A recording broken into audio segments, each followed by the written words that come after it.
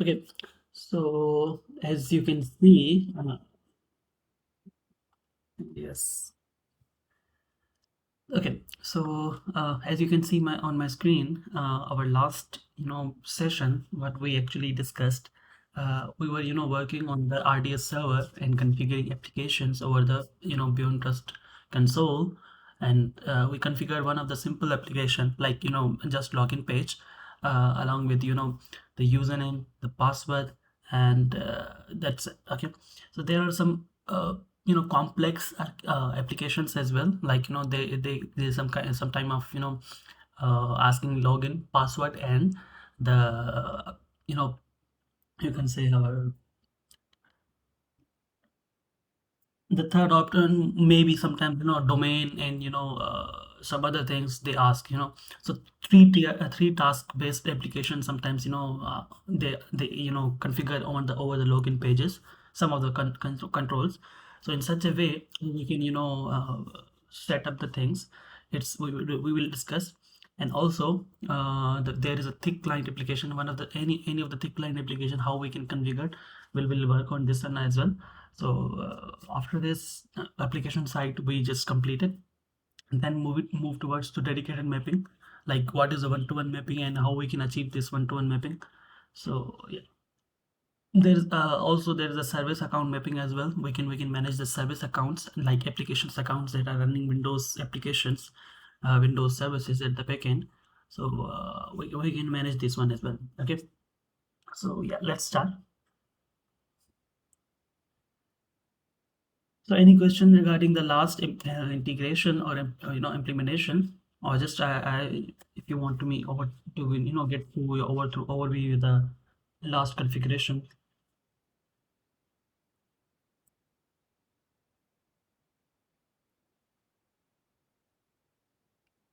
Okay, perfect.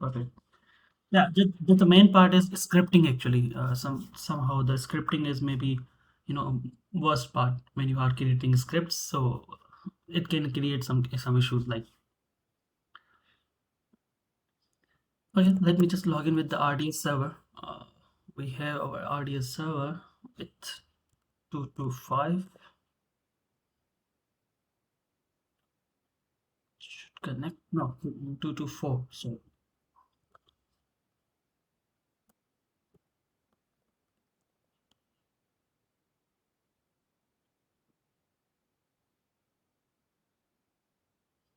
okay, let's work together with the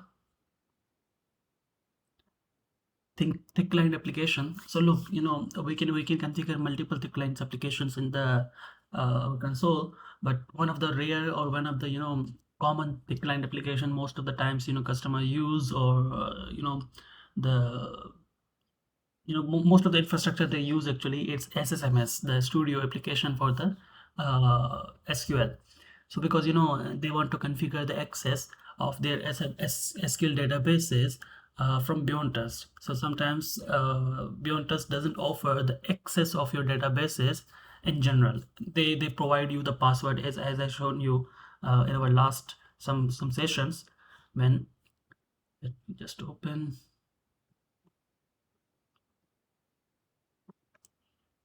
We have two type of access through this Beyond Trust console. One is actually our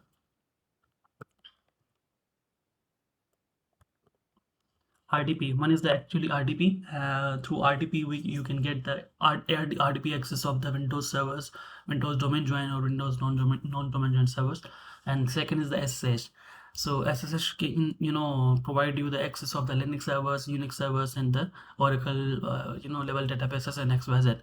But when it topic topic comes to the databases of the MS SQL, so they don't provide you the access directly from the Beyond Trust. Okay, they provide you the password, rotated password, for few hours until the request is valid, and then they rotate when we are onboarding as I shown to you. Okay, so if you want to provide the access of the databases, you have to configure SQL management studio in the Beyond Trust as an application and link those accounts in the SQL management application. Then whenever user is requiring any session, of their database. So the application will be launching SQL Management Studio, and all the passwords will be injected into the session itself. So no need to share the passwords itself.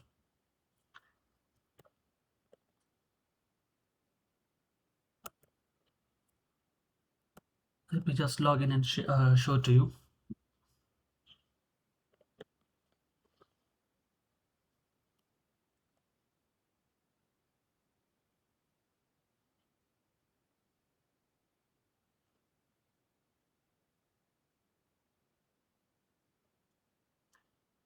Yeah, let me just open this one. The database I have to import.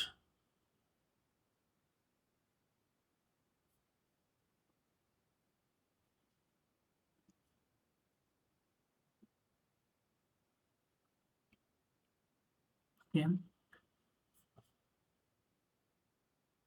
because yesterday we deleted some of the databases as well. You can see here,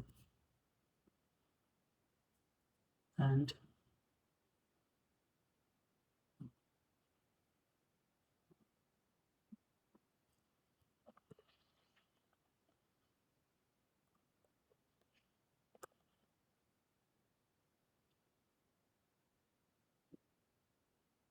yes, yes, all the thick client applications will be, started, or session will be hosted, yeah, host on the RDS server.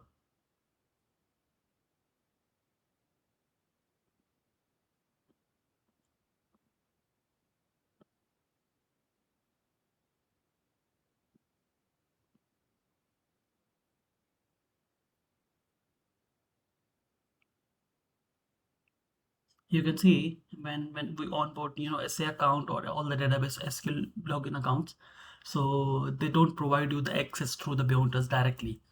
So they will provide you the password only. I will show you, then we'll proceed with the SSMS database. Also, we have to install the SSMS database on our RDS server itself, because as I told to you that session will be initiated from the database, the RDS server.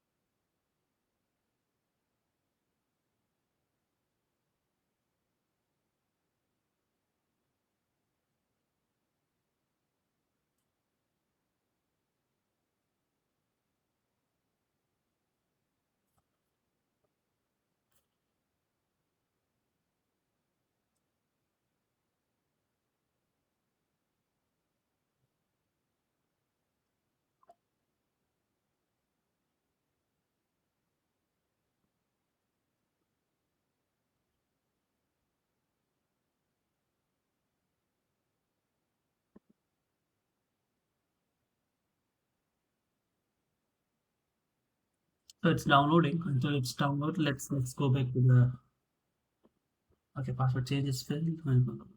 Password found. Yeah, actually I have to, the password functional is not working actually properly. Password, yeah.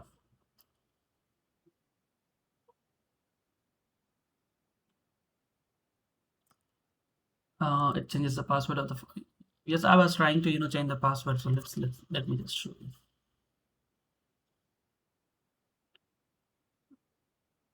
If you log into the server itself, that's actually 115.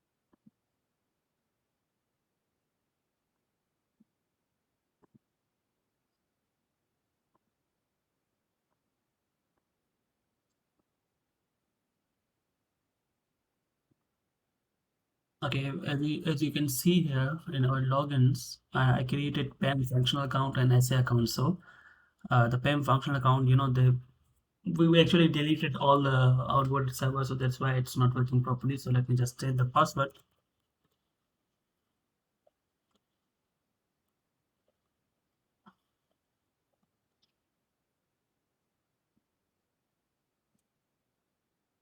and let's go back to the our functional account, and this is the functional account.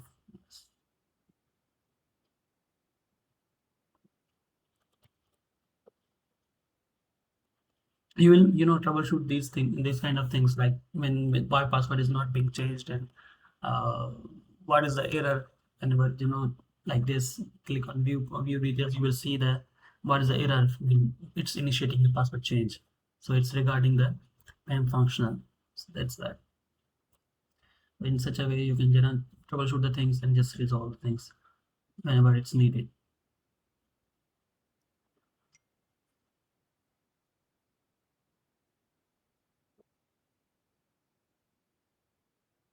Yes, you can start the automatic management as well, as I started here. Let me show you.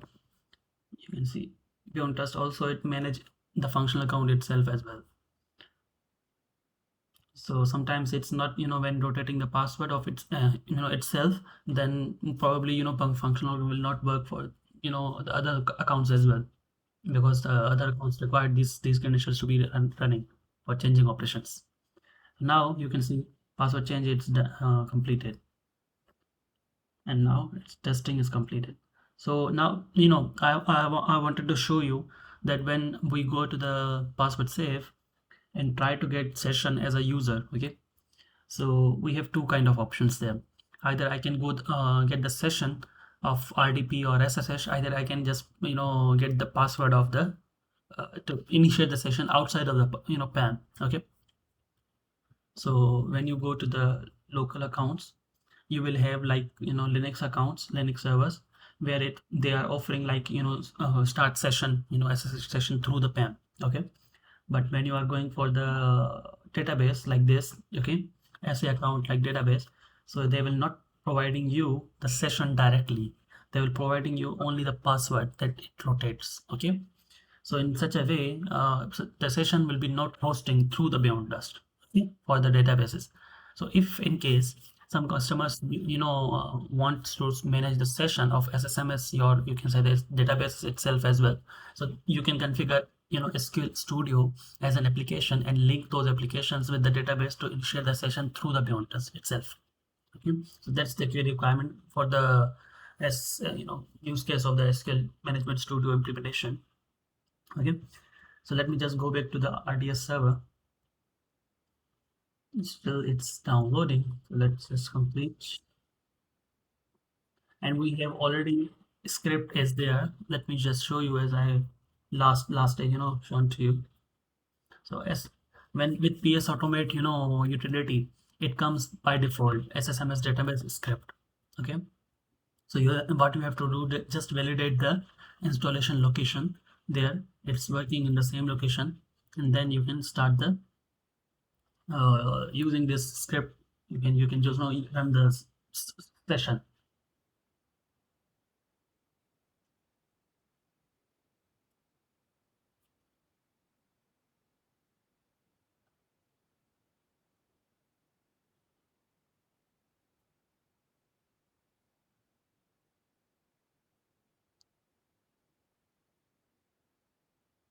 Yes,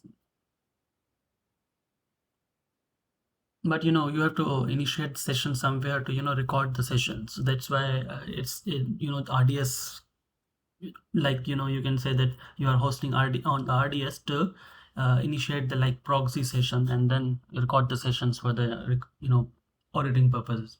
Most of the PAM solutions are used by like this. So that's why.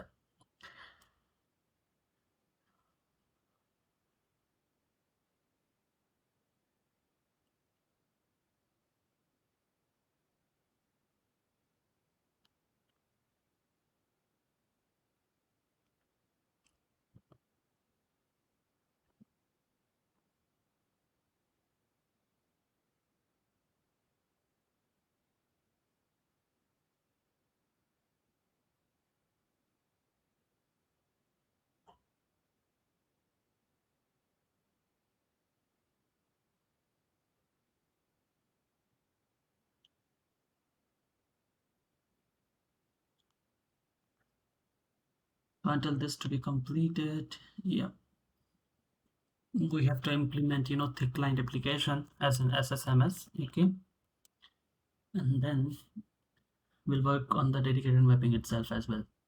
Now, let me just, theoretically, uh, give you overview of dedicated mapping.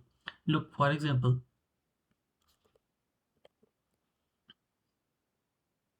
during the implementation, okay, before implementing your PAM, there is a stage, okay. For example, users are using their normal accounts only, okay, normal accounts like shiraz.ali, pt.lab. This is their local account, okay, and also there is naveen at bt.lab. So this is actually their local accounts. They use their local accounts to log in into RDP, okay, used for RDP servers. Okay, so when you are implementing in such a production environment where they can't bear the downtime, you can't rotate the passwords of these normal accounts and XYZ. So we have a greenfield type methodology. Okay, there's somehow similar to the greenfield. What we do in the uh, implementation stage, we create to the second account of all these user identities. Like for example, they have their normal account, we keep themselves same like they have, like shiraz.ali at the rate fpc, sorry, pt.lab, and then we create another account naveen at the rate pt.lab. Okay, so these two accounts are already there. So what we do, we create two new accounts with the same privileges. Okay, we call them as a privilege account. Okay, so for Shiraz, we use shiraz.ali dash pam. Okay, at the rate pt.lab. What we did, we create new account for Shiraz Ali. It's like dash pam.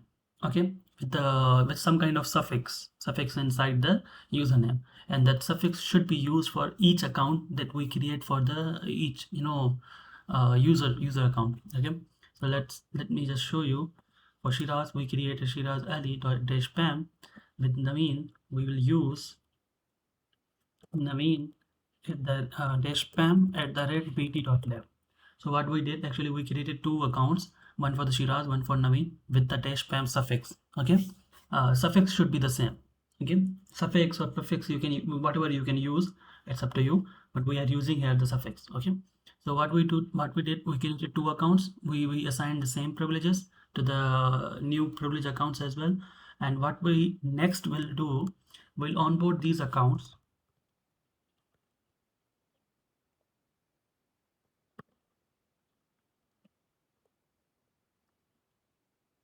The old accounts will be integrated with the Beyond Trust for user management. Okay,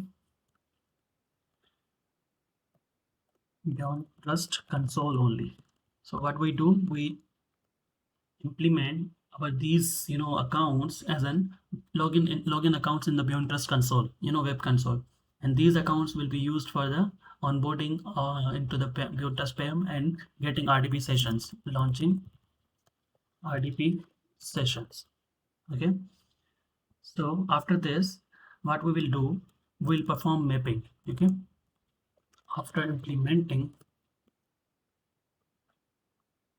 like shiraz.ali at the rate bt.lab, it will be linked to his account shiraz.ali dash pam at the rate bt.lab.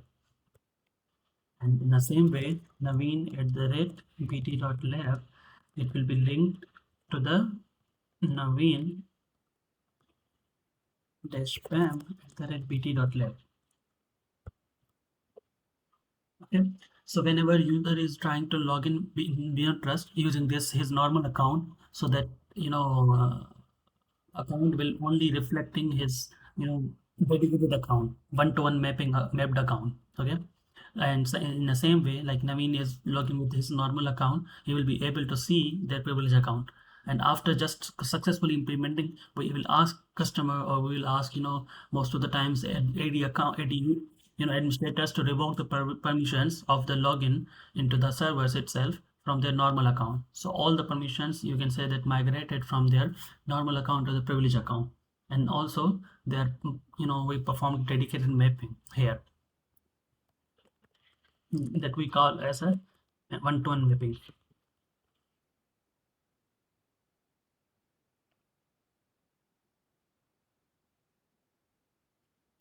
PAM accounts is not an admin account. PAM accounts are,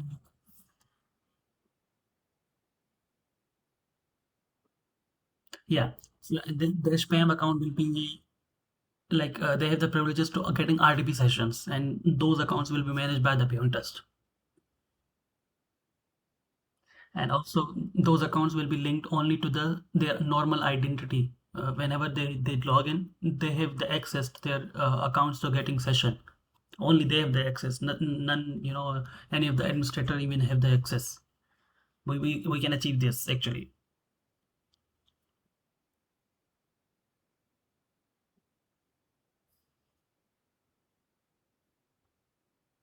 Yes, these all group accounts are in Active Directory.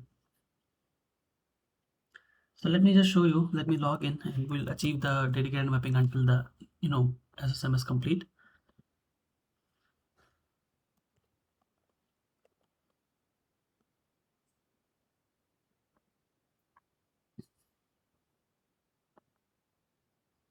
Okay, you can see here we have already created Shiraz Ali dash PAM account. Here it is, and we have already created a Naveen dash PAM account. Okay, these are their dedicated account. So what we will do, we'll create a new security group and make these members into their group. This group is called dedicated mapping. Okay, so yeah, these are for normal accounts. Okay, because we will synchronize this account into the Beyond Test for login. Okay, so yeah, let me just open dedicated mapping, and we have their normal account as well. We will put their normal accounts into the group itself. Like for example, Naveen. When we check Naveen, we have two accounts: the Naveen normal account and Naveen PAM account. We'll put Naveen account into the dedicated mapping, the normal account. And also, when we are searching for Shiraz account, you will find Shiraz.ali account, their normal account, and Shiraz.ali dash PAM account, their privilege account. Okay, so we'll put the normal account into the dedicated mapping group and then apply. Okay, so let's go back to the Beyond Trust console and first integrate or synchronize these accounts. So how to do this, just click on user, go to the user management, and you have to add the security group into the Beyond Trust. So, okay, so add Active Directory security group, just click on this one, search for the group. You can see here the recently created group. I just synchronize, and you will see two accounts synchronized with this group.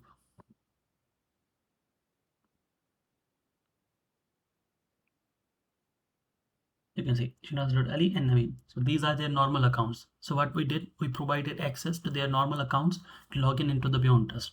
Okay. So this was our first part. The second part, now what we do, we'll create a directory query to onboard those accounts. So we have already created directory query in our last session when we were onboarding the accounts. You can see here. So we have created a directory query that's actually onboarding dash PAM accounts, all the dash PAM accounts. Okay. So let me just show you all the dash PAM accounts with having suffix with the dash PAM will be onboarded. Will be first created in fetching into the Beyond Trust, and then they will be onboarded into the Beyond Trust. Okay, you can see Shiraz.ali. Yes, user management. You mean?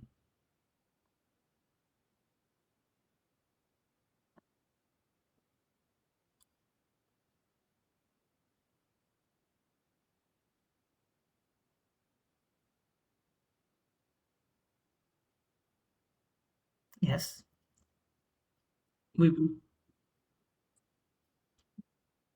yes. So what we did actually, we created a security group in the Active Directory, okay, and we just assign our normal accounts to them, okay, whom I need to map those their privilege accounts to them, okay. So then I assign just accounts. Yeah,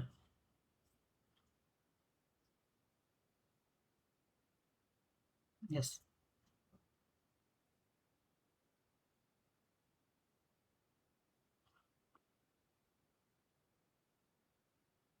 Not migrate, just you have to member, keep yourself then member of others. Yes, only the member. Because you can see here, a single account can map, can be member of multiple groups as well. You can see two groups are there in the same account, Shiraz Ali. We have already created, a PAM requesters group, where these Shiraz Ali and Naveen is member of these groups. But what we did, we created a dedicated, mapping group for the mapping, because we have to map on the group itself. We will perform the mapping on the group. So that's why we created separate, dedicated mapping group. That's why a member can be, a user can be member of multiple security groups. So you can achieve. So yeah, let's go back to the our dash spam accounts, as I was mentioning that you just need to onboard the dash spam accounts. So this is the directory query that we created last time to onboard. You can see it's fetching Shiraz.ali dash spam account and Naveen dash spam account, and it is being used. Let me just show you. When you click on details, the smart group that is you actually using this directory query is this, okay. You can see linked smart groups. You can see dash spam ad privilege onboarding. So this account or this security smart rule is using this directory query to onboard the account, okay. So let me just go back and into manage accounts and find out the account on smart group. You can see, so already Naveen dash Pam account is onboarded and Shiraz Ali dash Pam account is onboarded. Okay. So just we have to perform dedicated mapping with their normal accounts. Okay. So to achieve this, we have a smart group, smart rule to achieve the dedicated mapping. So what you have to do, just create a new smart rule there. That should be the manage account based smart rule, and whatever category you want to mention, you can just mention. I'm just going with the new category, dedicated mapping. Okay. uh, Dedicated mapping admin accounts. Okay, for example, here in selection criteria, you will have a criteria of naming dedicated mapping or dedicated account. Okay, you can see. So this will, what it will do, it will, fetch the accounts for the dedicated mapping. Okay, so this criteria is specialized for the mapping perspective point of view. So whenever you want to perform dedicated mapping, you have to go and match the criteria with the dedicated account, option there. So let's just go to the dedicated account, and then it will ask you which type of category you want to use for fetching or categorizing the accounts. Okay, I'm using the UPN suffix. You can see. Okay, I'll go with the UPN suffix, and that should not be equals, that could be contains. Okay, so UPN suffix should contain dash pam, or you can go with the equal to or up to, because suffix, it will match the suffix whenever a user account having a dash pam suffix, so it will fetch those accounts. Okay, so all the accounts with the dash pam it will fetch, and then you have a action that is called as mapping, map dedicated accounts to. You can see here. So this action will, what it will do, it will perform mapping of your individual accounts to the relevant account in a group. Okay, so let's just click on map dedicated accounts, and it will ask you for user groups. Okay, so the user group that we created, it's dedicated mapping group in the user management section. So what you have to do, just mention the group and show manage accounts as smart group. Now when you just click on create smart rule, automatically dedicated mapping starts, and it map all the accounts, the dash spam, with their normal identity accounts available in this group.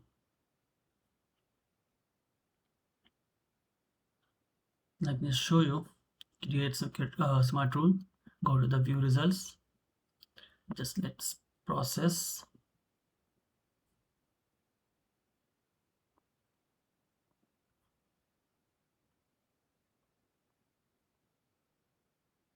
Okay, it's not mapping yet, but let's change the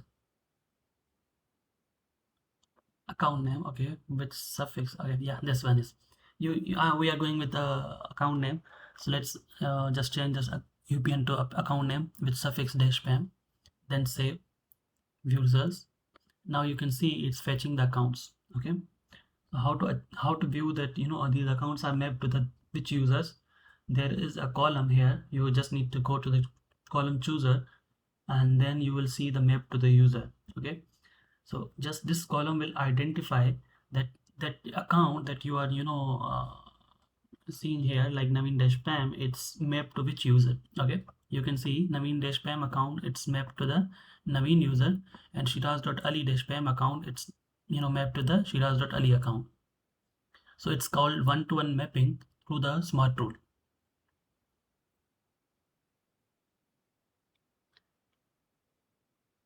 You got it? This one, this point?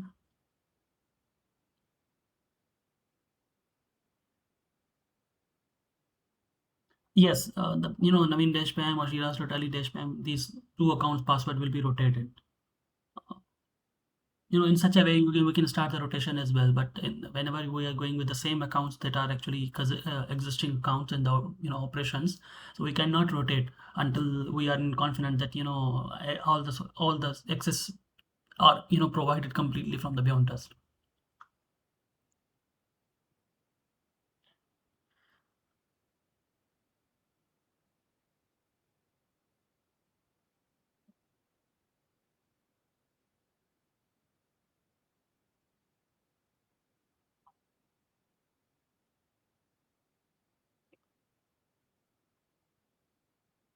We can do, but what you have to achieve, you have to start the password rotation from the base onboarding rule on, because if you create another rule for creating or enabling the onboard, or uh, you can say that our, when you can look, for example, just show you in the pen. Yes, rotate the password. If you have created onboarding rule, like smart rule, without password rotation. Okay, and now you achieved everything for after xyz creating task and like here till now, but password rotation is still not enabled. Okay, so now you want to achieve the password rotation in the final stage. Okay, but the onboarding rule is still same. You didn't change this one, and you create a new rule here that that's actually starting the enabling the password rotation. So both rules will activate at the same time. Okay, this rule and this rule. So what it will do, this rule will enable the password rotation, but this rule automatically revoke the password rotation permissions from the accounts itself, because this rule is prior to the that rule, actually smart rule. So both will be conflicting.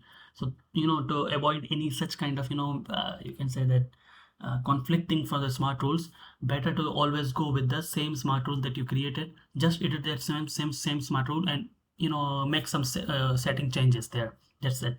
So if you want to enable the password rotation, just go with the base smart rule.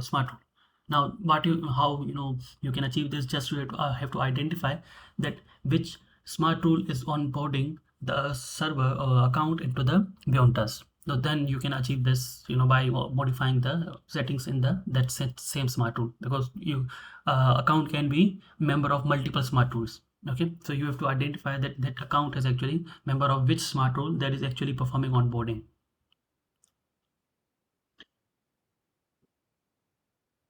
Yeah, you can achieve from here itself, like going to the account itself details and go to the smart group. You will see the this account is member of which, how many smart groups you can see here. From the naming you can see the dashpam ad privilege accounts onboarding and linking, so you can identify that this account is being onboarded from this smart rule. Okay, So then you can modify just this smart tool and make the settings to the disabling the password rotation or enabling the password rotation or just other settings that you want to change. Go to the let's go back to the SSMS. It's completed. Okay. So now what I have to do, I have to use the INI script. Okay, and then we'll use this for the implementing the application. Okay, so just let me put the command for initiating the INI script. I use the same INI script that we downloads from the PS Automate utility. It doesn't have any changes. Program files. Okay, and then beyondtrust PPPS SSMS. Yeah. You can see here I'm using the same default INI script for the SSMS database. So now what I have to do, I have to verify that the INI script that I'm using, how many variables it's mentioning. Okay, you can see custom one is mentioning the server IP. Let me just put it here in such a way. Custom one is equal to 192.168.1.2.1.115. Okay, this is my IP of the server where the SQL server is located. And I'll just go back to the username. Yeah, you can see here the username. For example, I'm putting username is equal to SA. Okay, and it will ask for password itself as well. For example, right now I don't have the password. I just want to test the connection it's working. So I'll just put the password, fake password there. Okay, and then okay, yeah, sorry. And then you can see here the username variable there, password variable there. The percentage variable identifies the password. Okay, in the script. Also, it will ask you for the database itself, like which database you want to connect inside this database server, SQL server. I have a database naming Retainer CS database. Okay, so I'm just pointing the user access to a particular database itself. Okay, and then just I have to initiate the script. Before initiating the script, I have to verify that this is the installation location of the SSMS. Okay, so let me just go to the File Explorer, C drive, and then it's program files x86, Microsoft SQL Server Management Studio 18, yes, Command 7, IDE, and then I will have SSMS file. Yep, this one. So the installation location is perfect. We can use this location. We can use this INI script. Okay, let's begin.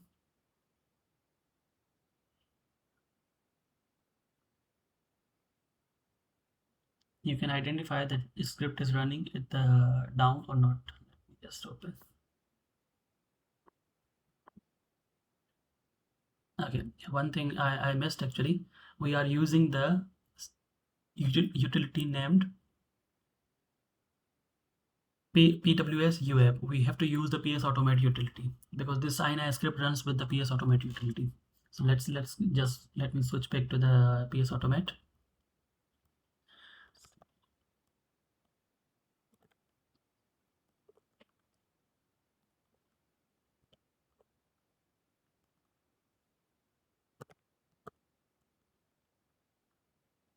So this was a command. Let me just change the utility name.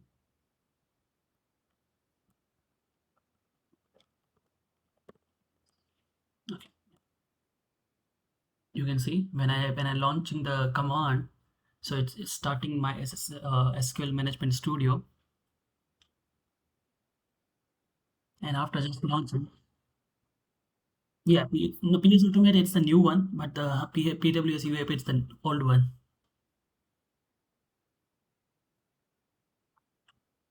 Because the new utility have the issues sometimes for launching the browser only. So it's completely easy to use when I'm using the actually our the thick client application. Then you can see it's giving me error. I just did some error in the mentioning the IP. So let me just go back to the CLI command and mention the IP in such a way with the double quotation.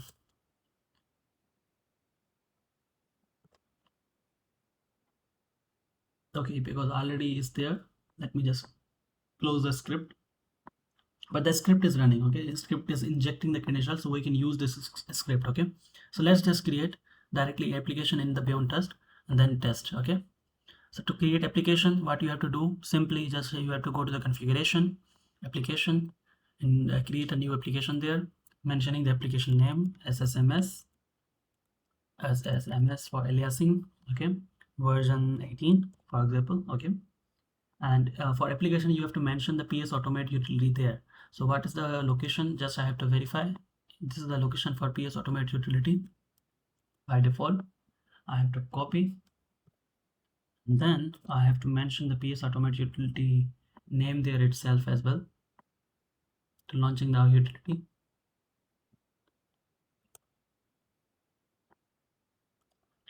So this is the location of utility where it initiate the utility, and along with parameters, the parameters are these parameters. Let me from INI, yes.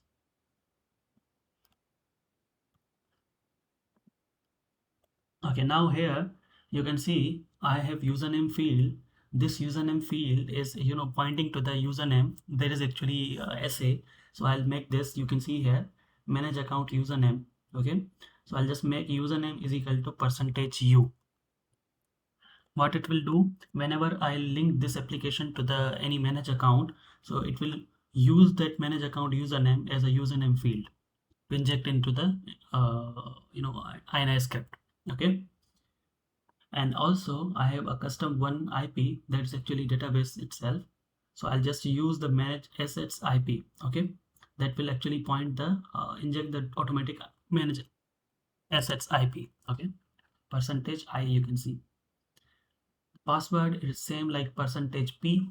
It will inject the password of the manage account that I'm linking to the passwords, and it will inject into the condition. Okay, yeah, retain as CS database, it should be there, or currently I'm using the same database, that's why you can mention the database port, database instance, or asset name itself. Yeah, it's up to you. Let's just %T for the database itself. Okay, so now what it will do, it will create it will initiate the session and launch the SSMS studio. Then it will inject the custom I parameter into this IP section, and from here in the beyond trust it will fetch the IP of the asset where the database is located. Okay, where the database is hosted. Will link the manage account, and then it will identify from the manage account asset. After that it will yep.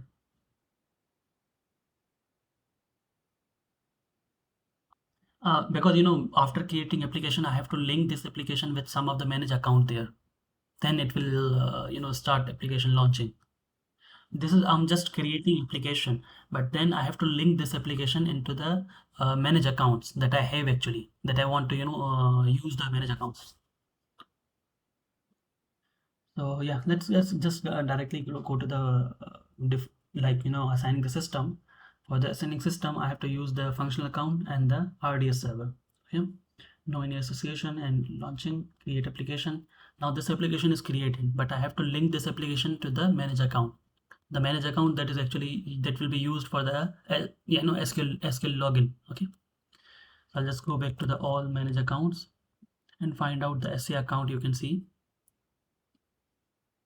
Okay, so to do this you have a manual way. Just click on edit account, and in last you will see the application there.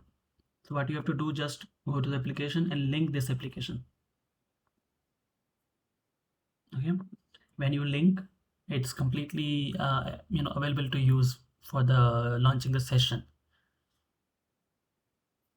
So let's go back to the password safe, and there is the application section there. Just go to the application. You will find those all the applications that you configured. Okay, you can see here SSMS data, application is being launched on the SA account with this system. That's actually database. Okay, and what is the database name, XYZ, what is it? So IP of the system is 192.168.1.115. Okay, so let's test the application.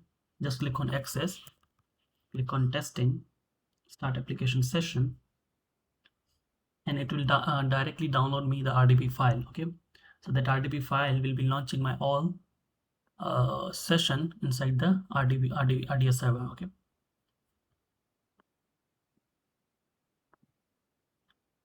you will have a graphical issue there, but let's see, it will take time.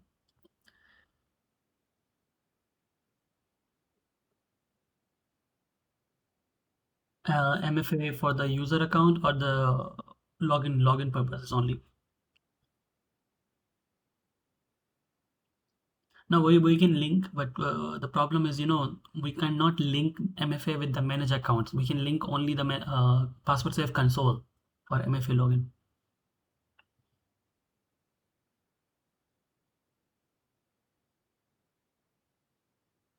Now because this version is the old version that I'm using for the Beyond Insight, the newer version they enable this feature, and I still didn't test it yet. So they are offering MFA code or MFA option there in the when you are onboarding manage account. So then it will showing you that it should run. Yeah, it's like just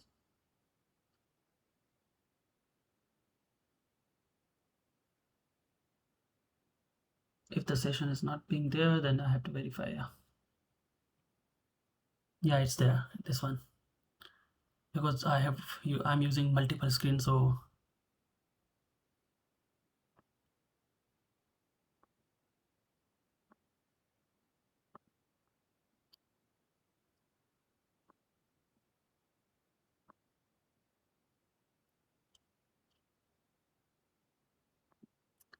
but there is an issue. Let me just show you. When I was launching the application, you can see it's not injecting my IP there properly.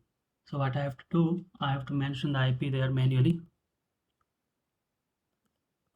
168.1.115. Okay, and the database should be written in a CS database. Okay, so let's start.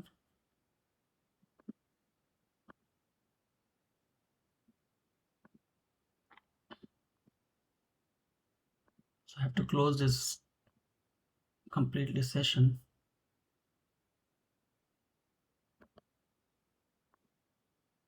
This happened actually when you are going for the kiosk. What I have to do, just go to the RDS server, for forcefully closing the session. Go to the server manager, but it's there. Okay, yeah. Let me just test again.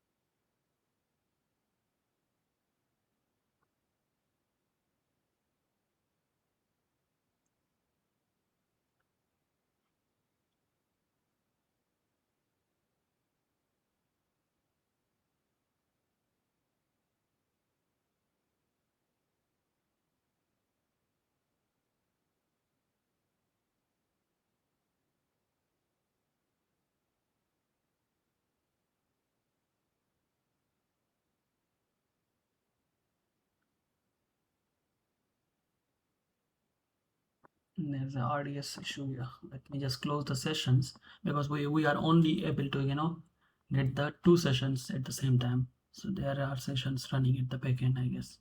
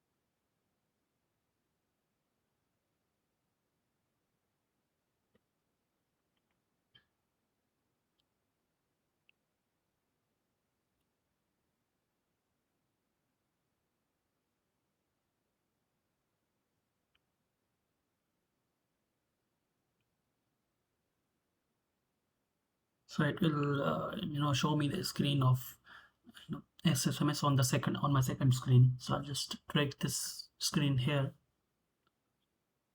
Yeah, it's there. Okay. Okay, yeah, you can see it's injecting the username, password, going to the database and connecting database, and then it will connect.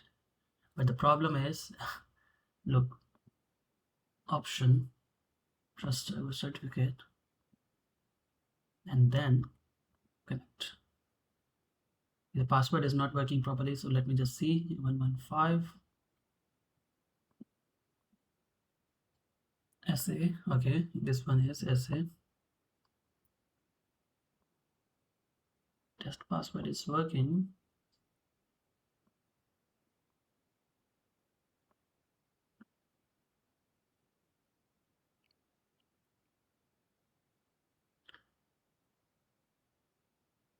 Okay, I got it. I got it. It's what it's doing. Actually, it's injecting password, but not completely. You can see. Okay, I guess it have 1, 2, 3, 4, 5, 6, 7. It should have 8 characters. So it's eating the one character in the beginning. So what I will do, I'll just close this and go back to the configuration with the application. And what I will do, I'll just edit this application, and where the password is injecting, I'll just put double quotation. Okay, in such a way, the password will be injected in a bracket format. Because this happened, I feel I found this error. So now I have to start again application testing.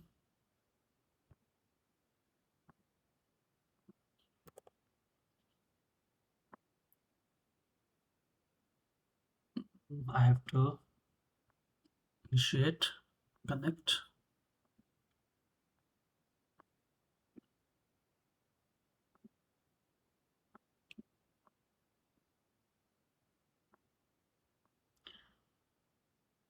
To close the session itself as well, if there are any session. Okay, 2 sessions only.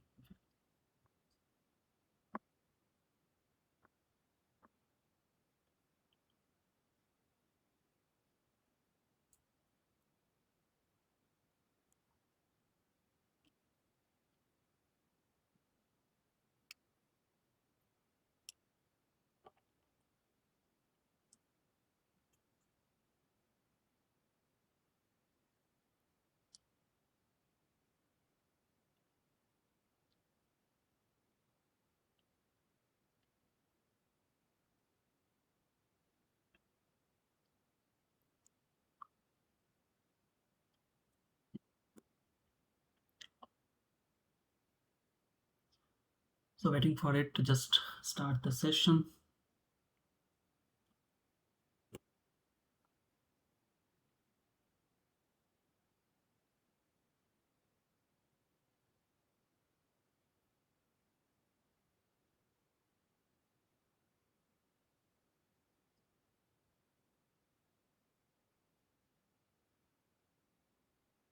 Taking time. So let me just see.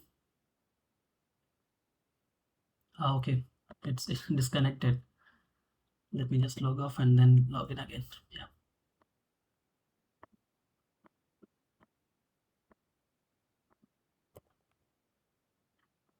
The application sessions are not very strong, to be honest, because these are launched from the RDS, and RDS is sharing the screen and XYZ.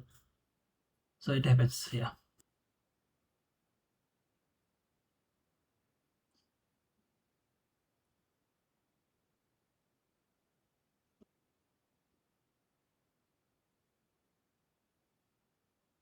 Yes, too much work, exactly.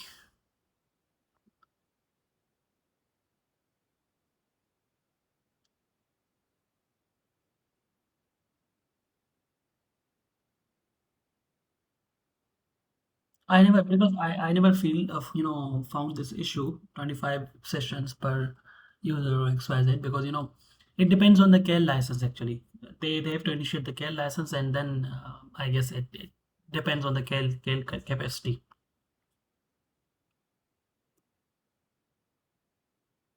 Yeah, actually, they have to maintain the RDS firm. If it's a large environment, then they have to maintain the nodes in the RDS firm to ensure that RDS collection is working properly.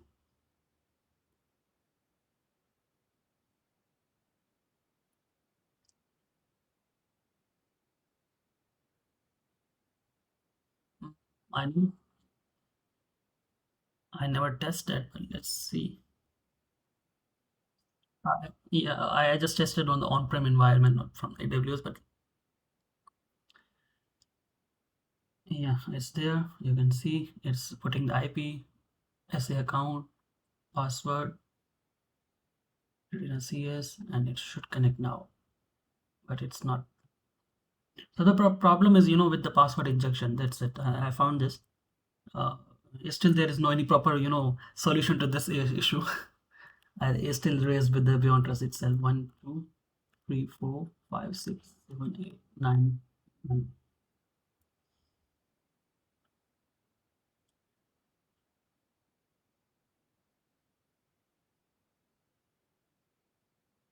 You can see the error. It's about 112, 112. Okay, 112. Fine, fine. Yeah.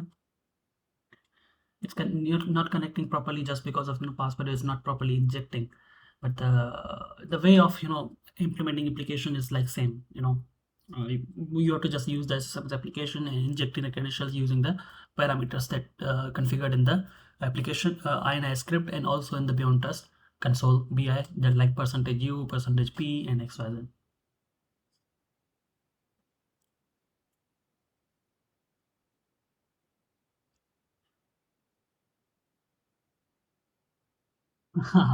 You can expect, actually. The Beyond Trust, how they offer the things.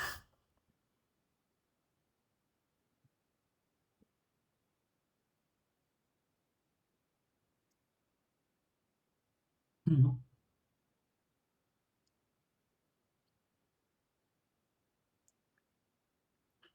They try, they are trying to fix, but still they have no solution properly for the errors. Too many errors. And it's not about the they have to collaborate with the Microsoft itself, because this is Microsoft firm and it's integrating properly, not properly with the Beyond Trust. So if we have a direct agent, like RDS agent and like this, so it can work properly. So script should not be there.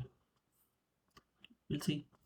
That's why remote their Beyond Trust PRA solution is way better to launching the applications compared to the password safe. Okay, yeah, let's go, move ahead. And yep, you got the point from dedicated mapping. We achieved dedicated mapping using a smart rule. It's very simple. Just you have to create two accounts with the UPN prefix, UPN suffix, whatever you are using in the account name, or you have another option as well. Okay, so I want to just show you before moving to the another topic. When you are performing dedicated mapping, you have multiple options to fetch the accounts. Like you can fetch the accounts from account name, you you can fetch the accounts from UPN name.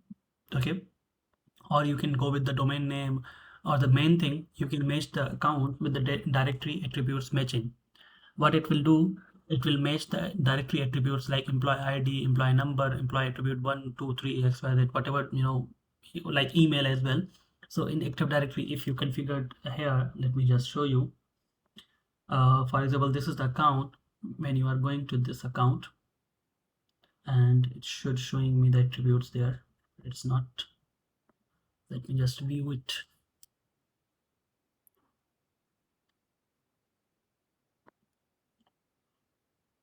Okay, so this is the account attribute editor. You can see here employee ID parameter. So you can set up the employee ID for the users itself, for their normal account and for their privilege account, both accounts. So both accounts should have the same employee ID. So what Beyond Trust at the backend will do, it will fetch the account with the directory, attributes itself as well, and match it with the AD account that is available in the user management, and then it will map according to the employee ID or the other parameters that you set here. So you can use this parameter as well. It's very simple. I can say that way easy compared to the user point of view, because sometimes user don't want, or customer is not willing to go with the assigning, you're creating new accounts. They have their own privilege account, they have their own normal account, but with different, context, different syntax, not the same syntax with the same UPN, same UPN prefix or account name prefix or suffix. Okay, so they don't want to follow the suffix or prefix parameters in the account name. Okay, so then this method is very much easy to use when just using the employee ID parameter, assigning both employee IDs to the account, both accounts with same employee ID, and it will match according to the employee ID. Yeah. So that was all about the dedicated mapping. Yeah, it's done. And this one also SSMS, you can consider it as a done if there is no any question regarding the SSMS implement. But a thing that I want to mention here, I don't have the application right now for the tier base console. What does it mean? Launching, creating a script, it's simple, very simple. But the thing that I want to mention for you, yeah, actually I can configure this one. Yeah, we can configure this one. We have three-tier application like this. You can see the username field, password field, and the login method. Okay. So in generally, what we achieve, we just mention username, password, and the login. Then there is a login button. Okay, but some applications launch like this. Okay, with the you have to mention the active direct domain. We have to mention the password and username. The three boxes there. User actions there. So then you have to automate these process itself as well. It's very simple. Just you have to go to the RDS, and then you will find PS Automate utility there, template. Like as in our last session, we created PS Automate utility for the uh, our VMware like this. Okay, so let me just copy. I'll use the same template. Okay,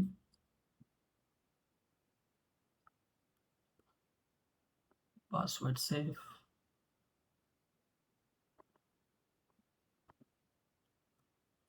PPSM. Yeah.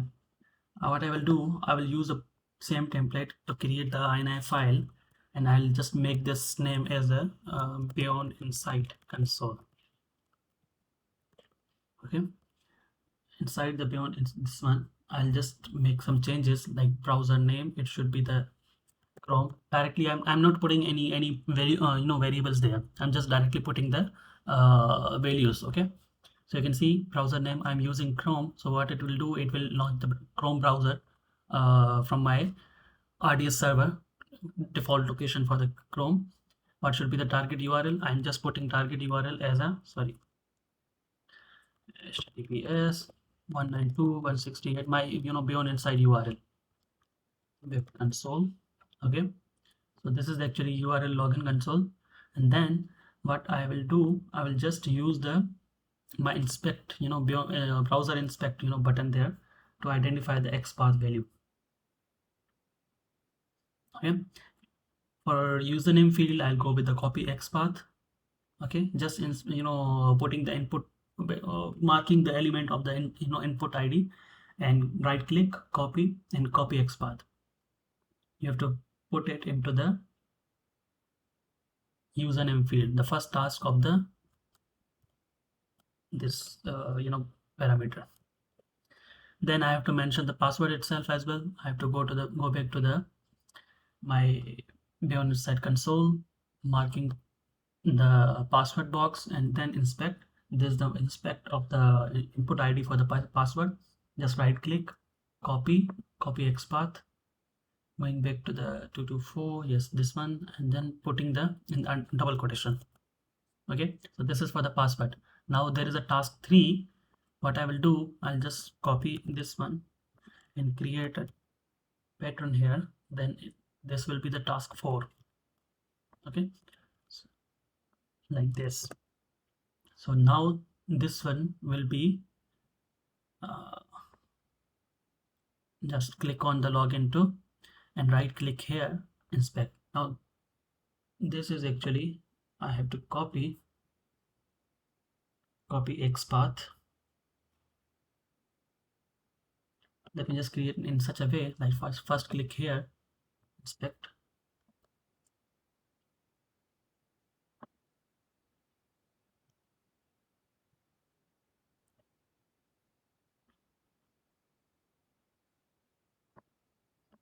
Okay, let me just go inspect, and then first copy.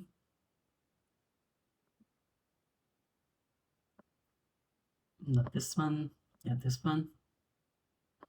I have to mention in this box, and this should be clicking. Okay, you can see click, not value. And then the last option I have to do, I have to mention that it should click on the bt.lab.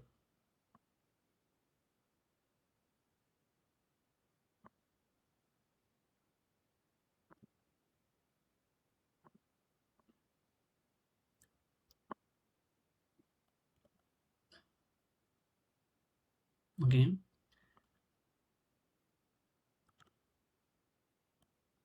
so the last option, last task, it would be like, for the login button. Okay, so I have to make it like task 5, click. So it should click on the login button after this.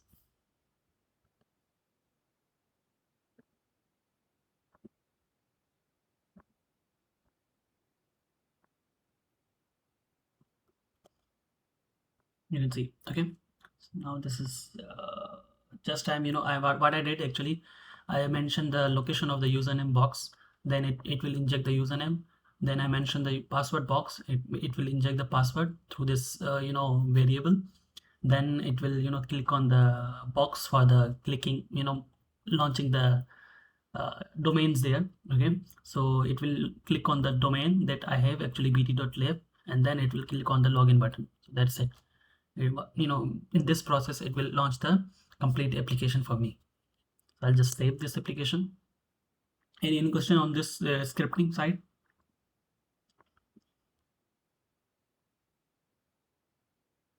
Okay, yeah, let me just now test. For testing we use most of the times CLI command, like this. I will just, what I will do, I will just mention the ini file for the beyond inside, and then I guess there is a variable there. Let me just see. I forget actually. You can see username, password, and then yeah, no need for anything, I guess. Yep. So I have to mention the username field and password field. Username is equal to, for example, I'm going with the Naveen's account, and password would be like BT 1 2 3 4. Okay, like this. Let's test. Now it should launch the browser, because the problem with the PS Automate, it's not launching the browser all the time. Let's see it auto. No, it launched or not. The solution of this error is issue. We have still, I have only to use the old browser, outdated browsers, because I'm using right now the latest one. Okay, Chrome browser, right? Okay, already it's TV. What I will do, I'll just make sure to close the running task for the browser.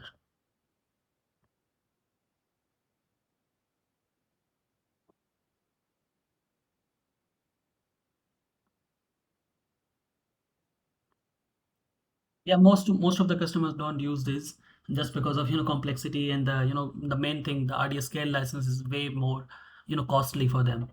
uh, that's why.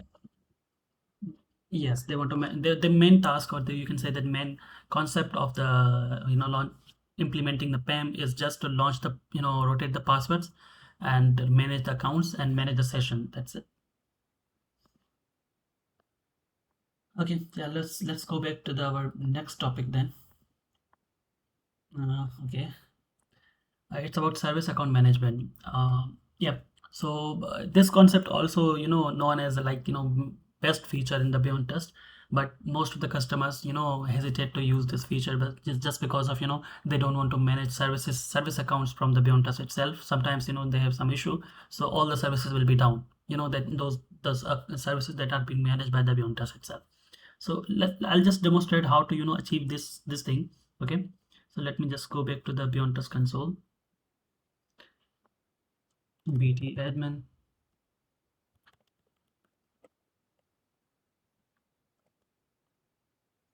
Okay, so here when you are going to the assets, you will find that but to achieve this, you should be completing successfully scan results with the service itself as well.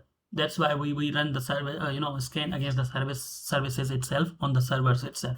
Okay, so that's why it should reflect the services page in the scan data. You can see here the 25 services are running. Okay, so 2 to 6 services are running. Okay, and in this data, actually this data will be used by the beyondtrust to manage the service accounts. Okay, so you will see, you can see here, we can target one of the service here, like for example, I'm going with EFS LSM. Okay, phone PLS security.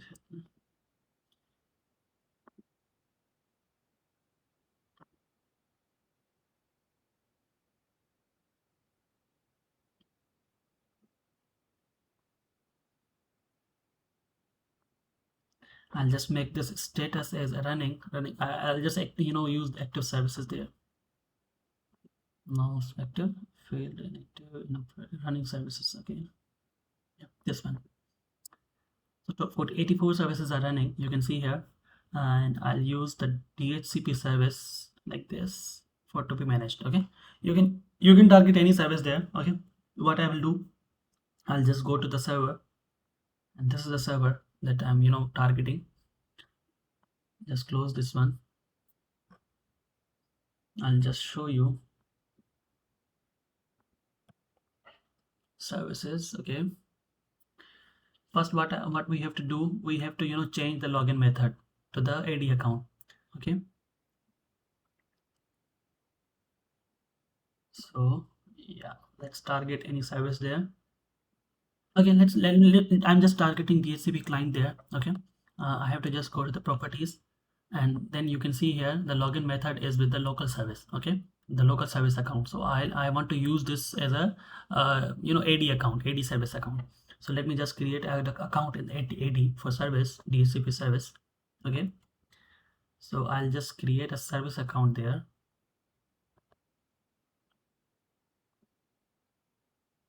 Just I'm going to the manage service account,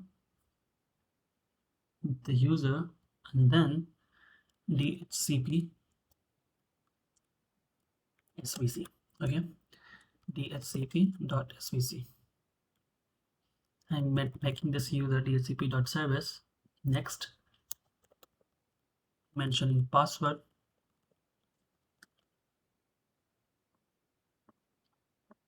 So now this service account I will use to log in, always whenever that service is running. Okay, on that server. Just let me okay, yeah. Now let me just open it, and I will make the location to the administrator bt.lab entire directory again. So I'll find that service dhcp.service account, sorry, check name. Okay, so what I did actually, I migrated my service to be running from my own local service account to the AD service account. Okay, so then I have to mention one-time password,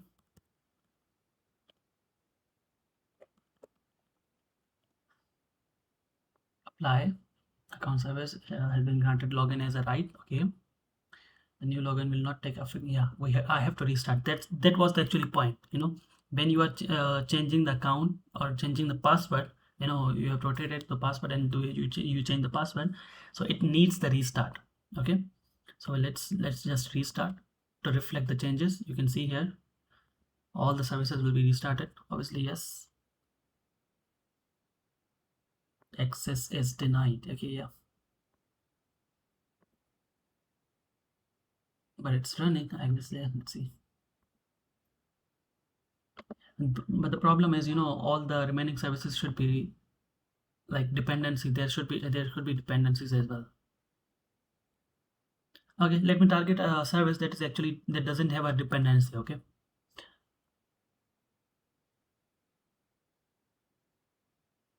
SQL, yes, SQL.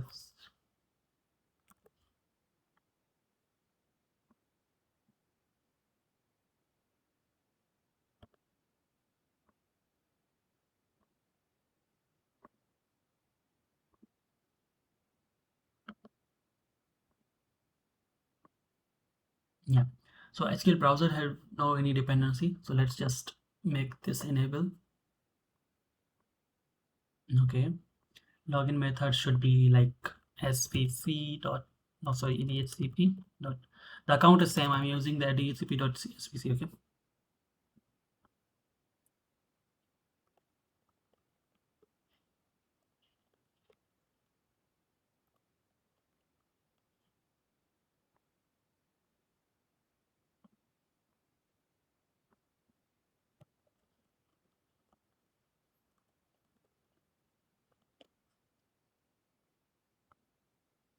Okay. So let me just start the service.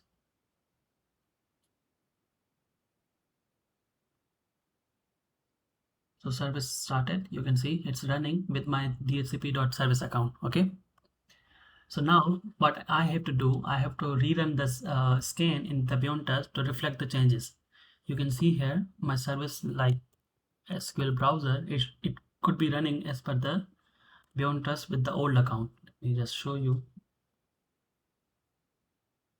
as per my last scan data. Now, okay, it was not running. Okay, let me just service name SQL browser. Yeah, this one, you can see it's stopped and it was running with the local service account and it was disabled. Okay, so now what I have to do, I have to rerun the scan for reflecting the changes, recent changes. Okay, so what I will do, I'll just go to this one, and you can perform manual scan from here, three dot, and just click on scan data, scan asset, detail discovery scan. I'll just go with the local users, not local users, domain users only.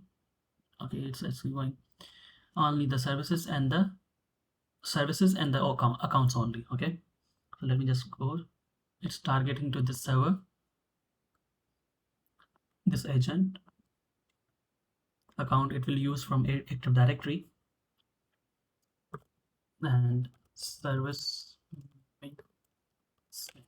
Okay, I'm just running it.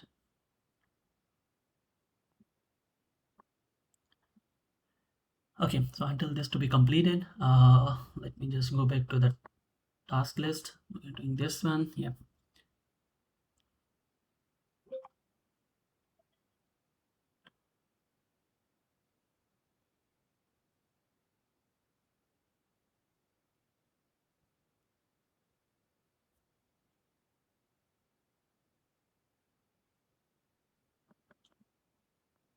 So let it just be complete.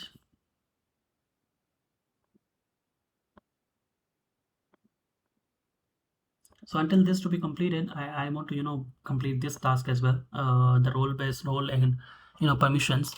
Look, right now, to be honest, what we did actually, we only performed onboarding of the assets, implementing the applications and the pointers, and that's it. Okay, we have we haven't didn't still assigned any access to the end users to getting session.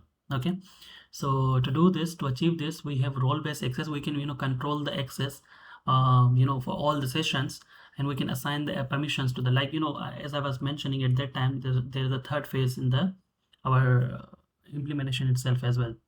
That's actually, let me open the diagram.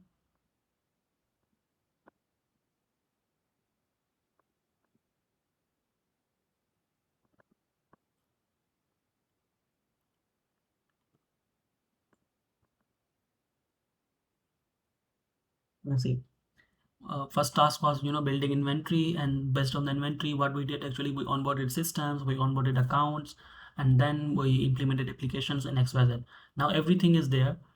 Now what we achieve, what we want to do, we want to assign those accounts, assign those systems, assign those you know access like applications to the end user, assigning permissions to the end user. So now this is the third part, and to achieve this we have role based access methodology there, where we go with the rolling, providing access or controlling access through the roles actually. So what type of roles are there in the Beyond Trust, I want to just show you. Let me just go back to the user management, you know. Okay, so here, as I told you that, dedicated mapping is completed, but still, let me just show you, no any access is there. Okay, so whenever Naveen or the Shiraz account user is there, so they will not be able to see any account. Okay, so to achieve this, what we have to do, we have to assign those, smart groups access to the end users, that the smart group that we created actually. Okay. So to do this, what I will want to do, I want to assign dedicated mapping to the group to the end user, as they can see only their accounts like Shiraz Ali, Naveen. They don't want I don't want them to see the other accounts. Like Naveen cannot see the Shiraz account, Shiraz cannot see the Naveen account, like XYZ. Okay. So let me just assign first role. Before this, I want to revoke the permissions, because I have already assigned permissions through this group as well. Okay, I want to just show you. Last session I did this. You can see database accounts. I want to just disable the role and disable this. So before this, you can see here, no any access is right now granted, no any smart group there. Okay, from this user management group, and also from this user management group. So typically there is no any smart group there. So let me just log in as a Naveen user. Okay, this is their normal account. The domain login, and it will not passing me to the, I guess, page. Let's see.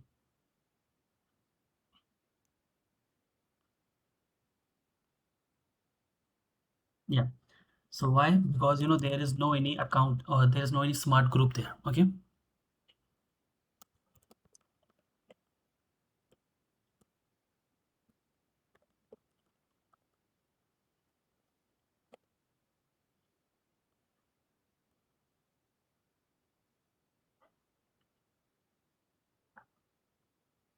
Okay. So let me just show you the user audit log first. You can see this is the account. Login failed. User have no smart rules. Okay. So we have to assign smart rules to achieve the authentication successfully. Okay. So what we have to do, just go to the user management group, and target any of the group where you want to assign the permissions. Just go to the details, go to the smart rule, and make enable to the disable smart groups, and you will find all the smart groups for you to assign. Now here you can see, you will feel the asset based smart groups are there, manage accounts based smart groups are there, many system based smart groups are there. So each smart group, each type of smart group have a different roles. Okay, to assigning the roles. So in short, if you want to assign the session access, you have to go to the account based smart tool and assigning this account based smart tool to the end user. Okay, so let me just filter out the account based smart tool first. Okay, so these are the account based smart tool. You can assign all the accounts to these users. Okay, you can assign the root users, you can assign the, like, based on the smart tools that we created, smart groups. So I want them to use their AD account, like dash pam accounts relevant, that are actually dedicated mapped. This group is mapping the dedicated account. So I'll use the dedicated mapping account to achieve, they can use their own account, they can see their own account, and they can manage their own account for getting sessions. Okay, so I don't want them to use the other account, so I will assign this group as a permission read only. Okay, so after this you can see here all groups, not smart enable, only this smart group is enabled. Okay, as per this smart group, this smart group have two accounts. Okay, Shiraz Ali dash pam and Naveen dash pam. Okay, so both accounts access has been granted to these users without enabling any role. Okay, you can see here currently. So they will be only able to see now the account, their accounts only. So let me just share you the, you know, access there they have. So now I assigned the smart rules, but they will not be able to see any, you know, accounts there until the I have to assign the password safe roles there. Okay, so no any role is assigned to the end user. So let's go back to the end user again, you know, user management group.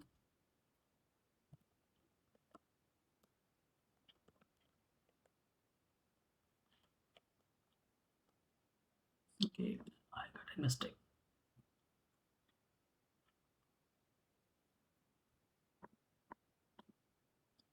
Go to configuration, user management, same relevant group. I have to assign the role now. Okay, so to assigning the role, you have to go to the three dot. There is a edit password safe roles, and you will find all the available roles on this manage account based smart group. Okay, you can assign them the requester role, you can assign them the approver role, you can assign them the credential management role. Okay, you can assign them the recorded sessions or active sessions viewer role. I'll just assign requester role, and whenever I'll just assign the requester role, it will ask me which password access policy should be assigned to the end users. Okay, so we have default access policy. I'll just go with this one. Okay, let me just I'll just show you that how to create and customize access policy today, inshallah. So let's see. Just click on save roles. You can see one password safe role is enabled. Okay, so only these users will be able now to get sessions of their relevant accounts, like any dedicated account, using the password safe role requester and also the access policy that I configured. Okay, so let me just go back to the user Naveen VT 1 2 3 4. Okay, now you can see I'm able to see the password safe tile there. And also when I just go to the local accounts, I'll not be able to see any local accounts, even though there were local accounts in the admin account. Okay, because we didn't assign any local, Linux account or the database account to the end user. Okay, we assigned only the directly linked accounts. And in directly linked, he will be only able to see the Naveen account. You can see, even though I assigned a smart group where the Shiraz-Ali, Shiraz.Ali-PAM account was there, but because of dedicated mapping, I'm only able to see my relevant account to the servers itself.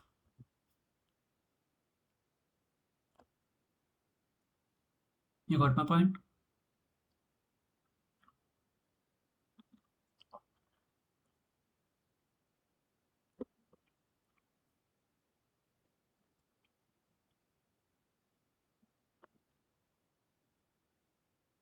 Am I audible? Over.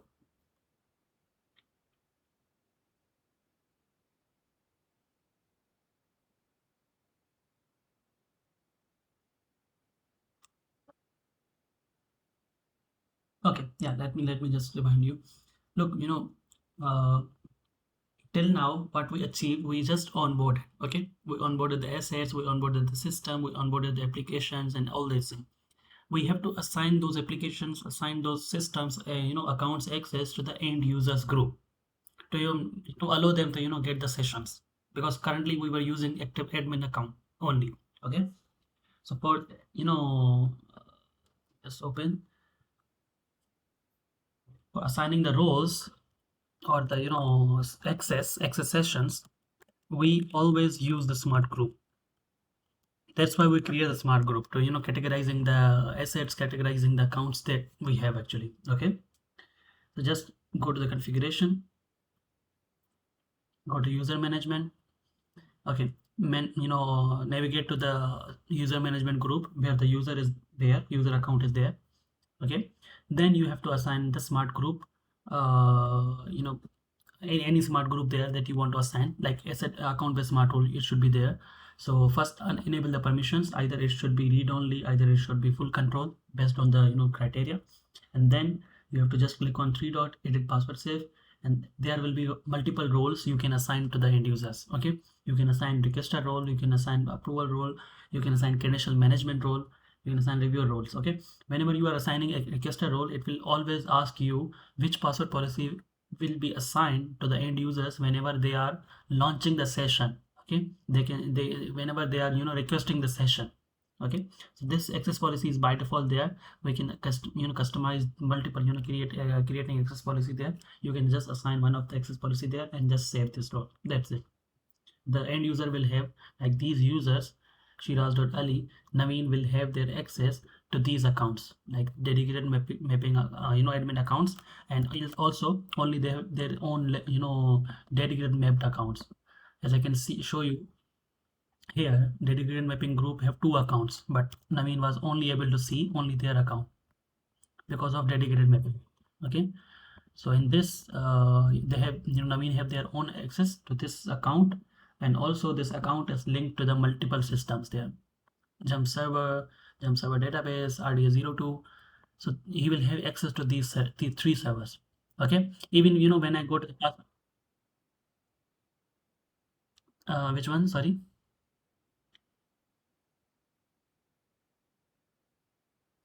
Through the linking. We perform the linking through the, as I told you, when we were performing onboarding, and we performed linking as well through the smart. Yeah, you can see we onboarded the accounts with the dash spam. All the accounts were onboarded, and then we perform the linking to the all ready join systems.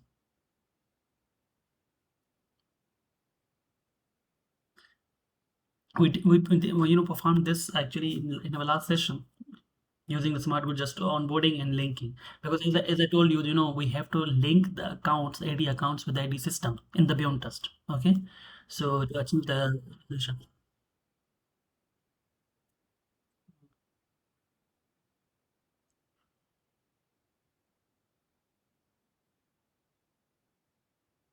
Group, and then Tableau users are in a group. You How mean do you in the AD or what? application? Yeah, right. So they can access. So I guess I have to do multiple onboarding and linking, correct? Yes, yes. Linking should be Based most of on the times, the yeah, so you linking should be based based on on the, user requirement, like which servers they want to access. And mostly, I perform personally linking manually, not the, smart groups. If I'm going with the smart groups, so there will be a hundred of smart tools, I have to configure in a real time environment. So that's why I perform linking, manually, just as I, okay, manual way. Just I go to the manage system and link accounts, and then link. That's it, one by one. okay, It's way easy compared yeah, to the smart tools, because if I'm going with a smart tool, smart tool is most for the bulking purposes. So if I have a bulk number of, accounts there, only few, like, groups, like three groups are there, that to be meshed with the three, groups of Linux servers, then it's okay. Only three linking smart tools will be there.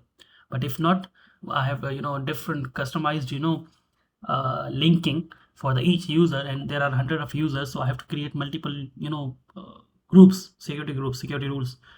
So to bypass this, yeah. yes, I go with the linking, going with the manual. Just I go with the onboarding and mapping as a directory, using the smart tools. Okay, yeah, yeah. That's what I was thinking because there's like hundreds and thousands of application, and there's like 10,000 users, right? Exactly, exactly. So not everyone can be in one onboarding and linking. You can Yes. have multiple, right? Okay. So in this way, you can just achieve the, assigning the roles. Let me just go back to the. Now, when I was, logging as a Naveen, you saw that, you know, smart tools are there. You can see we assigned, access policy there, one of the access policy, default out of Mm-hmm. access policy. So we can control the access policy there as well. To configure customized access policy, I have to just go to the privilege access management policy and click on access policy. You can see this access policy is allowing RDP and SSH only from Monday to Friday, all day. Okay, so you can control the access policies there. Like for example, I'm creating RDP access policy again with 24/7, like approved, auto approved. I'm just mentioning the name, and then you have to create schedule for this access policy. Creating a schedule, it will ask you either it should allow sessions from 9 to 5 or complete day. Okay, so I'll just go with the 9 to 5. Okay, and you can specify this access policy should be allowed on the frequently basis, like weekly basis or daily basis. I'll just go with the weekly basis, and which weekdays should be allowed, like from Monday to Friday it's by default allowed. I want to allow them the Saturday on Sunday as well. Okay, and you can apply the location restriction there as per the address groups you configured in the Beyond Trust. I'll just show you how to configure the address groups itself as well. Okay, so currently I'll just use the location restriction, and from here you can see you are allowing through this access policy, either the user can get the password or not. Okay, password of the managed accounts or not. If the password is allowed, then is there any approval required? Okay, if the approval is required, how many approvals they need to get the password, either 1, 2, 3, up to whatever you want. Okay, x number of approvals. Or if you want to auto approve based on the timing that you configured here, you can just click on auto approve, and there is no any approval required. Okay, so this is for password. If you want users to get the password using this access policy, you can just enable this, otherwise just disable. User will not be able to get the password. Okay, this access policy is allowing only RDP access, so we'll enable the only RDP. Okay, and for example, we want allow the approval, only one approval there. Okay, it should not be auto approved. It should ask the approval, one approval. Okay, so concrete sessions should be only, they can get the multiple concrete sessions, but it should be approved. Okay, the main thing is only one approval is required at least, and the session should be recorded. Keystrokes logging should be enabled. Enable session, enhanced session auditing should be there. Whenever user try to log off, just disconnect. Okay, whenever session is disconnected, try to log off the session as to ensure the security. And post termination should be there. Whenever user wants to log out, just after this termination should be there. Okay, so all the features in the RDP I can configure. I don't want user to get the SSH session through this. Just I'm unmarked this one, and then you can see the application session itself as well. Is for the application sessions, I'm not enabling this one, and reason is required for the new request always. Okay, if you integrated ticketing system, you can just mark this one as well, and it will use the ticketing system to raise the ticket whenever user wants to get the session. Okay, so I'm not going with this one right now. Just create schedule, make this enable. You can see is this access policy is allowing RDP from morning 9 to evening 5 p.m. Okay, and it's allowed for complete week. Sorry, you can see from Monday to Sunday. Sorry, Ali, RDPing to what? To the target server? Yeah, target server. We'll assign the access policy on the user's level. Okay, and this is global, right? No, we'll assign this access policy individually. Oh, okay, individually. Okay. Okay, so yeah, the access policy is configured now. Let's go back to our Naveen's access as I was mentioning. Okay, you can see here when I assigned the smart group, okay, it was asking me to assign this access policy there. Okay, when I was assigning the requester role, it was asking me for access policy. By default there was default access policy, but I want now to get their sessions PAM access through the RDP access policy. Okay, that I configured only for the RDP. Okay, so whenever user wants to get the session, even the Naveen, even the Shiraz, so they have to get approval. Okay, they have to get one approval, and we have to configure one of the approval there, one of the approval user there, who can get the session request there. And once the approval approves, then they will be able to get the session. Okay, so currently I'm just I just assign the roles of the requester role. I have to assign any of the approval there to approve the request. Okay, let me just save, and let me just go back to the Active Directory and create a approval group or account. Okay, this is my Active Directory 2030. Going back to the domain users. Okay, this one, I'm creating a user there. okay, like PAM managers, manager 01, for example, okay.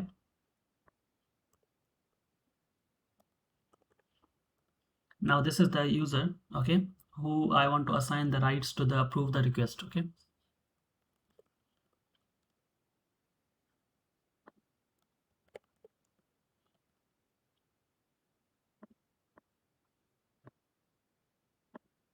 Okay, so I want to create a group here for approvals, security group, okay,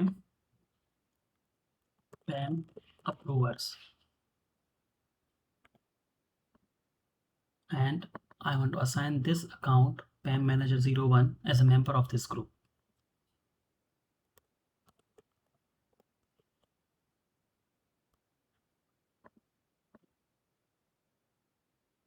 Okay, sorry, I forget. PAM manager.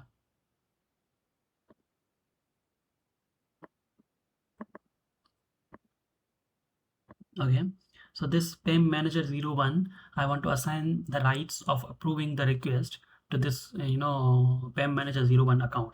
So first I have to synchronize this account into the beyondtrust for login. Okay, going to user management, going to the creating new account in the Active Directory, and here PAM,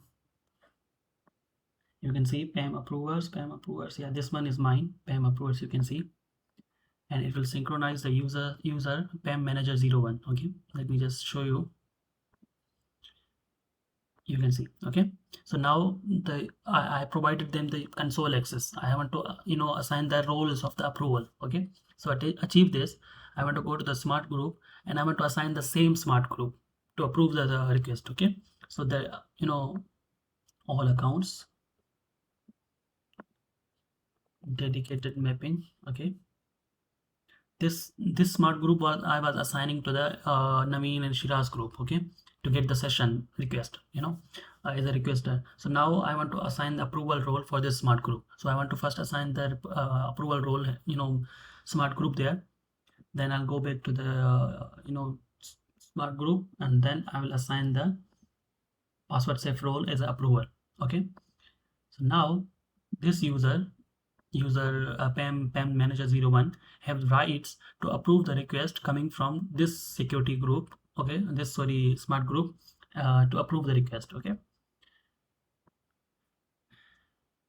you got this point. I want to just demonstrate the thing then. Yeah. Can you? Yeah, let me just go back, log out. First initiate the request from Naveen's account. Okay,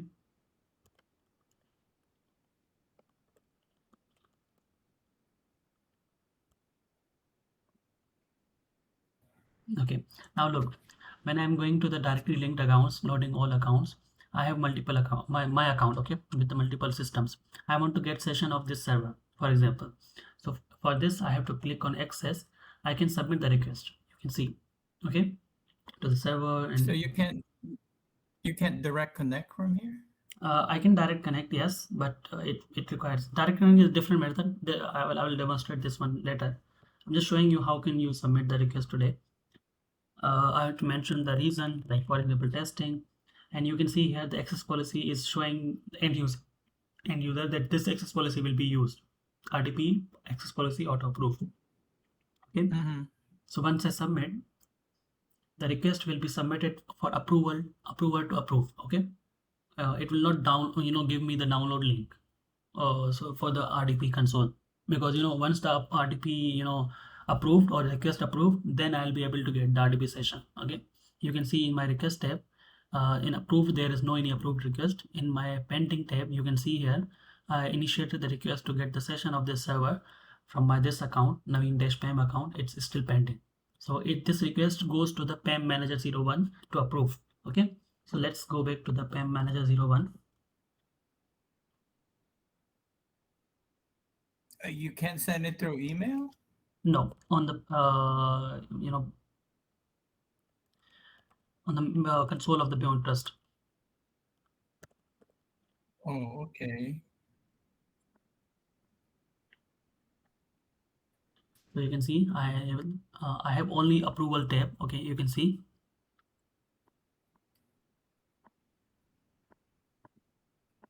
Okay, all dates you can see here. Naveen is requesting for the server, this server getting RDP session, and their login account is Naveen dash Pam. Like login account is a privilege account, okay, that's managed by the Beyond Trust. So it's pending. Request is pending, and he want to get session from 17th of June 9 a.m. to the 11 a.m. Okay, so because access Mm-hmm. policy is allowing him to get the session after 9th. Okay, not now because it's 7:22, so they have to get the 9 uh, access after 9. So once I just click on the here, I will have a right to approve the request or deny the request. If I approve, I have to make change, go ahead and then approve. Okay, so then the request will be approved, and user have now right to get session whenever the session time is there. Because the let me show you logout. Naveen, I'm going back to the Naveen's account, and the request will be approved for the getting session. Now I'll go back to the request and the approved tab. I'm able to see my request, but the issue, I can see it's unavailable right now because of I requested a session from 9 a.m. to 11 a.m. like for 2 hours. Okay, but the problem is because of currently when you are going to the directly linked account span, this access policy we configured to get session from only 9 to 5. Okay, so that's why when I was initiating the session, the start session time was automatically starting from 9. Okay, so I cannot make this like 0 7 and 12 0. Okay, you can see the time must be between 9 to 5 p.m. So that's why my session was initiated based on the available time from 9 to 11 Mm-hmm. p.m. So my request is now approved, but I can use this request to get session from 9 to 9 a.m. Okay, and this will be valid for next 2 hours from 9 to 11. Then it will be expired. Okay, so once it's approved, I have to go to the request details, and I'll see the request button there, start session button there. You can see now it's unavailable. Okay, yeah, I can see the approvals as well who approved my request. Like you can see, Mm-hmm. and advanced details like all this. So this option will be enabled when my time becomes available to use. Okay, Okay. that's it. Yeah. Any question on this, or we will move forward Yeah. to the. Yeah. Yeah. I'm kind of somewhat familiar to. I know it's very hard to process the too much things at same day. It's how beyond us have the multiple things. Yeah. Good thing I have a little bit of experience, so I can kind of Yes, relate it to what I'm exactly. doing Otherwise it's before. very hard to. Yeah. It's gonna be hard. Yeah. Okay, so yeah, I was running at that time for service account management. I run one of the scan and it's completed. You can see. So let's see if Mm-hmm. my service reflected with the new login account or not. Okay, so this was my server. When I go to the advanced details, I will go with the services and will see the service that I was looking for. It was SQL browser.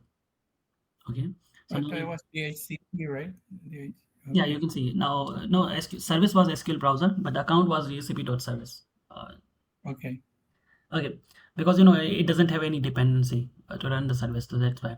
Okay, you can see earlier it was SQL browser service. It was disabled and it was stopped, and the login account was the local service account. So I changed to the DHCP service at bt.lab. That's actually Active Directory service account, and I made it automatic.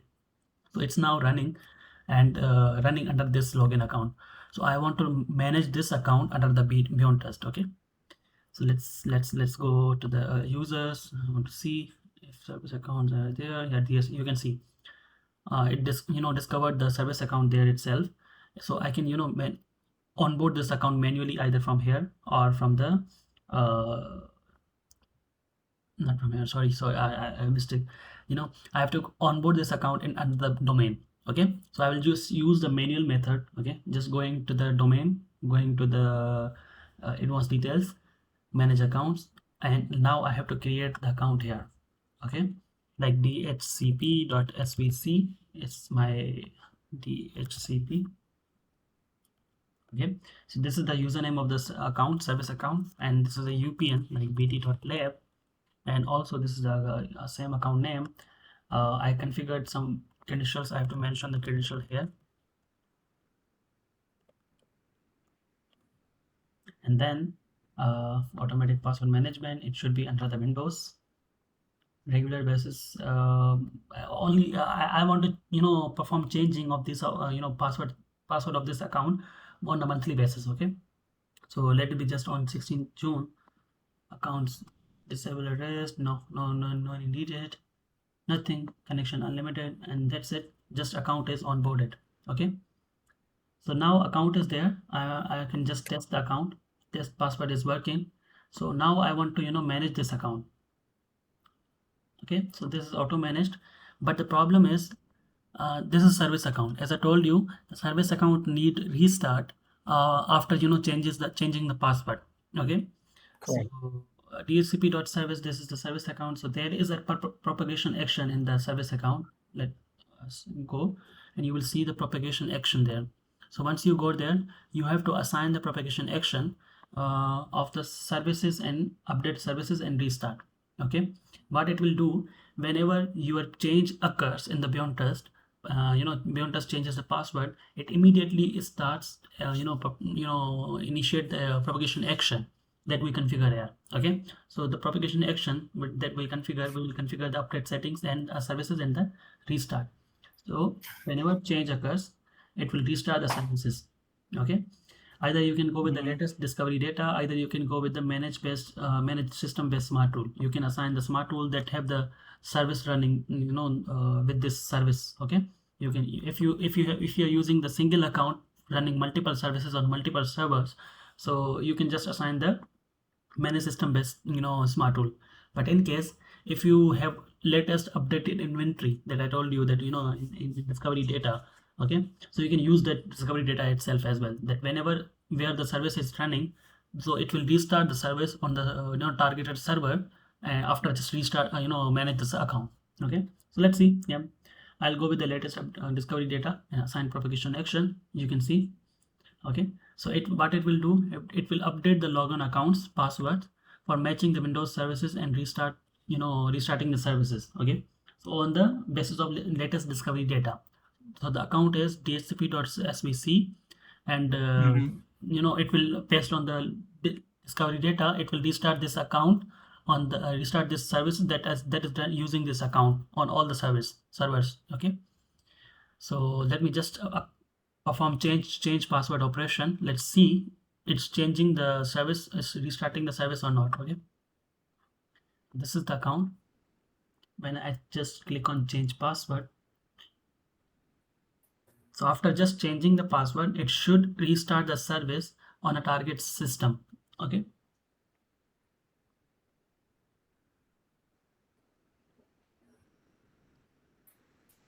And you also said if there's dependency, how let's say if you start this, you also need to start the database server. Yes, exactly. Some services have the dependency. So what when the dependency is there, and your dependent services are running with different login account, and your main service is running with different login account. So there is a contradiction between them. So sometimes some services runs, and sometimes when you restart the service, it needs complete hierarchy to be restarted. Okay, so that's why I don't want to perform such kind of operation that can be creating issue when restarting the service. So that's why Okay, but so Beyond Trust doesn't have password save doesn't have that capability, right? The beyond trust, dependency. no, beyond trust doesn't have the management the dependency. Like you saw that only we have some kind of basic propagation action just to update the service and restart the service. That's it. I saw that one, yeah. Okay, let's go to the password history, and we'll see password has been changed. And going to the advanced details, Going to the events, you will be able to see, okay, forcefully password reset, manual password entry. Okay, that's it. Restart entry, it's still not there. Let me just, okay, yeah, forcefully password reset, update services and restart Windows, and there is a result. So what is the result? Let's see. View details. Service type is stop. Okay, start. Okay, actually DHCP. Yeah, fine. Okay, fine. It's run because we configured this account on the DHCP service itself as well. So that's why it's trying to restart the DHCP service.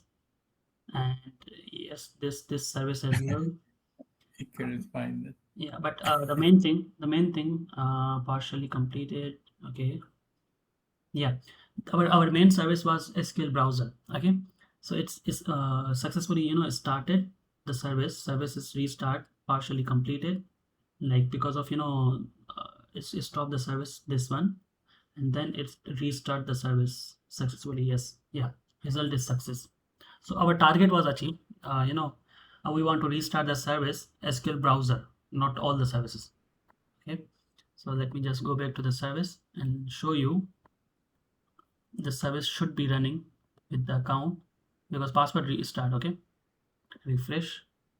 You can see SQL browser is running with the dhcp.svc service. Okay, with the new password that we changed from the beyond trust. Okay, the error is because of we configured same account for the other services as well, and those services are not properly running. As I told you that it needs some kind of uh, we can say our dependency to be So, so completed. if there's a problem with the SQL Server, once start up, then Yeah, that's a concern. Sometimes users have, so that's why they yeah, don't manage with services from the beyond test. right. So that's why Yeah, I they. know. I haven't seen it managed in. Mhm. But you can achieve this task from the beyond task itself. Like if you have some kind of requirement, like from the management perspective, that you should be managing the service accounts through the beyond task itself, and you can achieve this one. You can achieve this one, but make sure all the services should run properly, and make sure the services should restart. You just perform the forcefully reset the password and verify that services are completely restarting after changing the password. That's it. It's simple way. Okay. Okay, so yeah, Okay. So we completed this one as well. Okay, yeah, I guess we can work uh, tonight, tonight, yeah. but we are running on the last stage now. You can see here there's also the last stage, which is, these are only the appliance level administration, like migration concept, configuration backups, how to take the configuration Hmm. backup and restore. Smoke test of the high availability will work on the high availability as well. How to perform upgrades and updates will work. But let me just complete this one, because this will not take too much time. Okay, so these are actually just to demonstrate you how to get RDP session, how to get SSH session, application session, and XYZ. So let me just go back to the user account. Okay, going to the access request. Okay, access policy actually. Okay, so I configured access policy based on the timing. Okay, so I want to configure access policy based on the approval only. Okay, RDP SSH password, only RDP and SSH, one approval required. Okay, I want to configure schedule first. Okay, I want to make this all day from Monday to Sunday, and user can get the RDP access from one approver. Okay, and unlimited sessions, log on, disconnect, and I want to get user to get the SSH session as well from one approval, unlimited sessions. Then reason is required. That's it. Okay, so this is all about the configuring access policy. Okay, I want to change the access policy on the users itself. Let me just assign the, because you can see here now I assign AD accounts. I want to assign them the like their type as type. Okay, manage accounts. Yeah, I want to assign them the root accounts of the privileged, Linux servers as well. And also I want to assign the uh, AD accounts. Yeah, that's it. That's it. From Linux, it's I assign the root account. From the AD account, I assign the dedicated accounts. Okay, to this group, and both should be through the access policy of one approval. Okay, so always the request, it should be going to the approval based access policy. I just changed the access policy for both, and I want to assign the approval itself as well. Okay, I'm going to the PAM approvals, going to the all request. I want to make approve.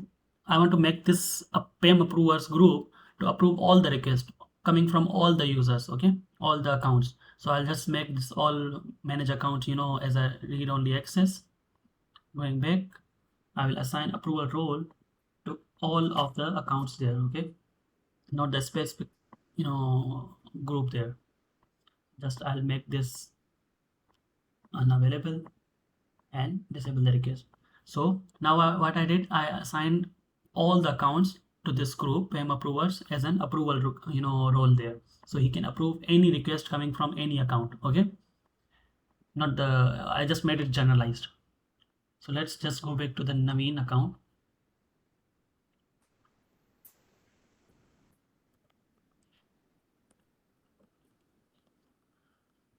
Okay, yeah, Naveen, will initiate a session from Naveen's account for local root server root account. Okay, I guess root is not there. Let's see.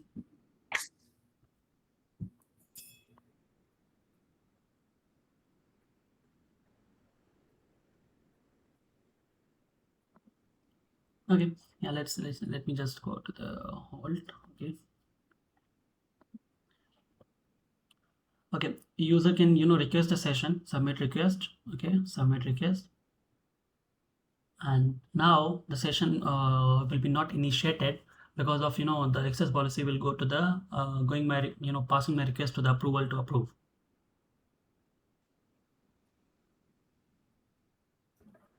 Okay, you can see my request, it's up, still in pending for SSH. Okay, so let me just go back to the approval.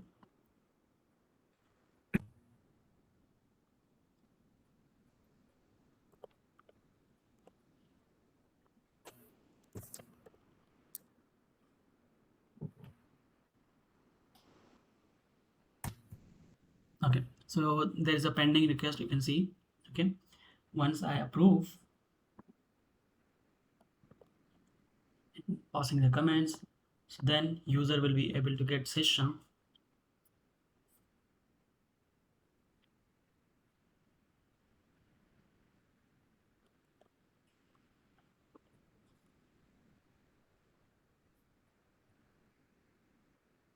Okay, I have to go to the request, and I can see my request is approved and ready to use. So what I will do, I'll just go to the view request details and click on start session.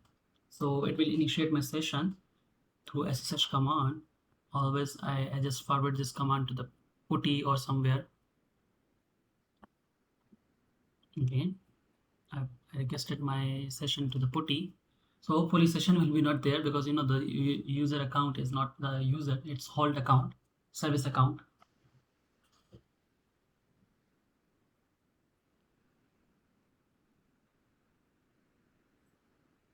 So where did you uh,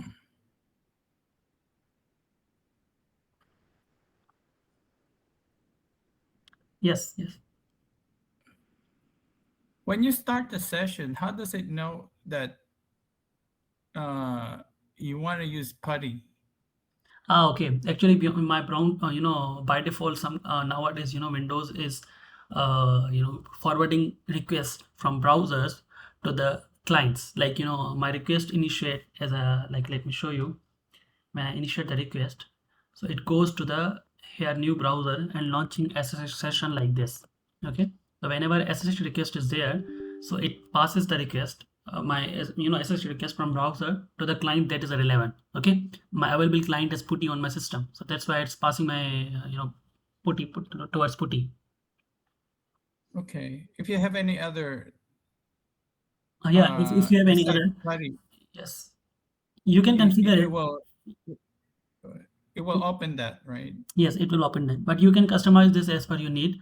There is a registry file you can modify in your system, passing the request to the relevant client. If you have multiple client, you can pass it to the any one of the client. You can configure it as a registry in your system, not the beyond trust. So it's all about your system, how it's handling the request coming from the browser. So you don't configure it in Beyond Trust, you configure it in the browser, In the right? browser, in your system, not the browser. Oh, in your system. Yeah, laptop or computer that you have. Yeah, because yeah, some of them use Vim, some of use Okay, so yeah, let me just open the RDP session. Now you can see here testing. Okay, I'm just submitting another request for the getting RDP of the RDS server 02. Okay, so it's submitted and is still pending for the approval. Okay, you can see here okay. pending for approval. The once the approval approve, then I will be able to get the session. Mm-hmm. BT admin, not BT admin. The approval is BT PAM manager.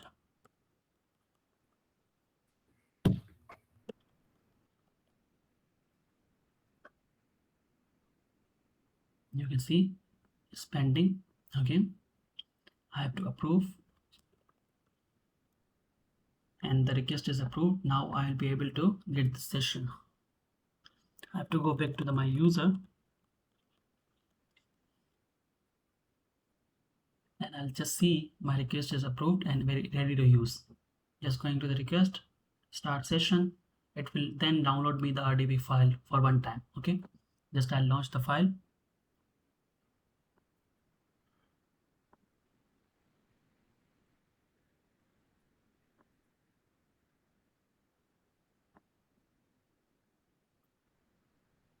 So it will launch the RDB console. Okay, so this session will be valid for next 2 hours, but in case my request, for example, I just completed my task and XYZ, I just want to close this session. So what I will do, I'll just check in request and session will be disconnected automatically.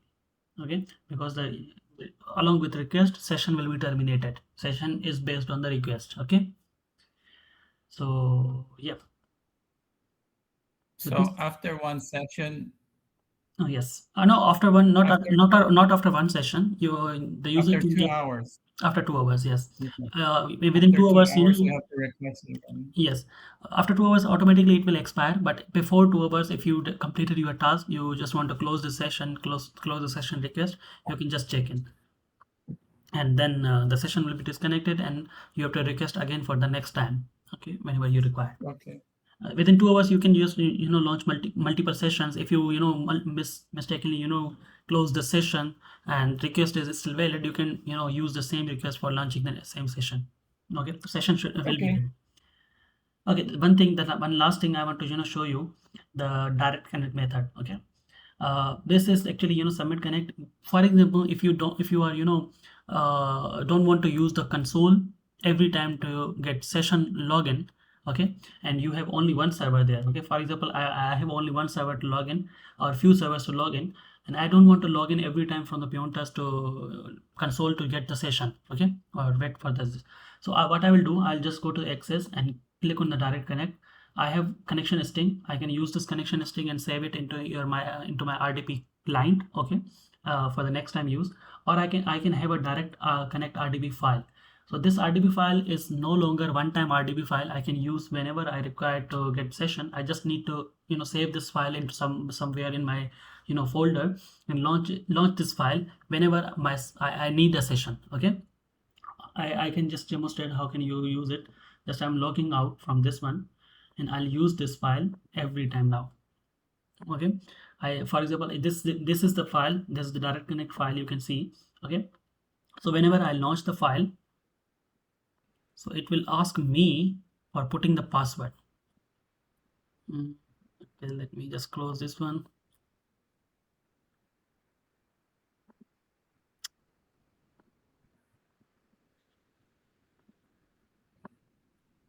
My system is, I guess, not hanged, but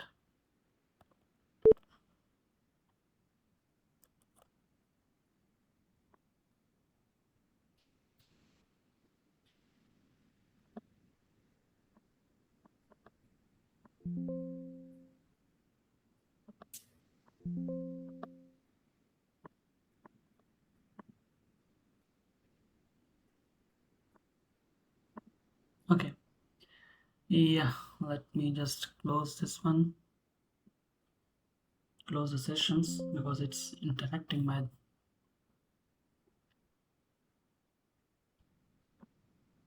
You can shut down the server. No, actually I did it. Now it's asking me for password. Let me just share you my screen.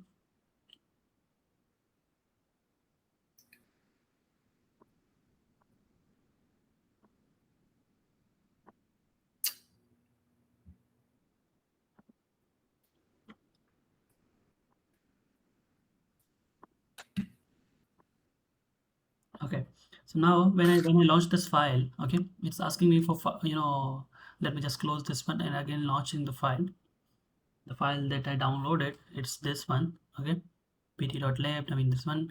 Whenever I launch this file, it will ask me for password. Now this password is no longer the password that from the manage account. Okay, it's asking me for password of the my beyond inside login. Okay, like simple Naveen account, normal account that I use for the login into the beyond console. Okay, because I don't know the password of the manage account that beyond is using. Okay, so I have to mention the password of my own account. Okay, for that I mostly log in. What it will do, it will log in into my beyond trust console, and then it will initiate a request. Okay, let me just show you. When I launch the browser, so it failed to authenticate. Yeah, actually the problem is with the password.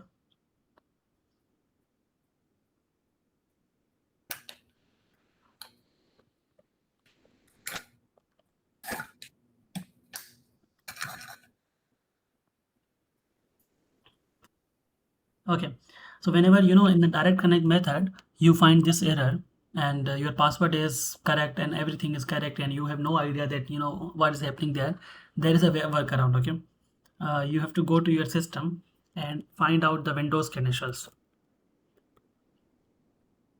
Okay, you can see here, manage Windows credentials.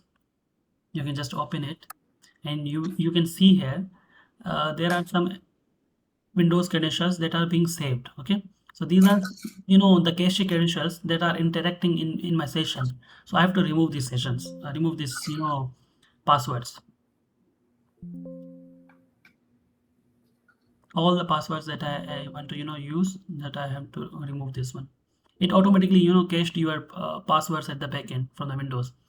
So once I removed, my session will be completely ready to use.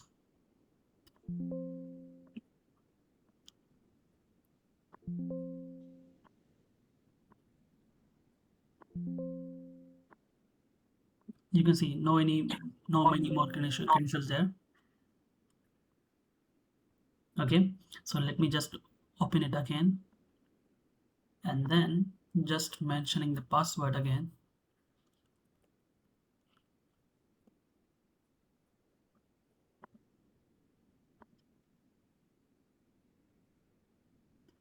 Still it's getting error, but RTP direct connect, it's this is the issue, main issue. Okay, so whenever you are facing issue, you have to delete the credentials. Okay, let me just delete it from the web credentials as well.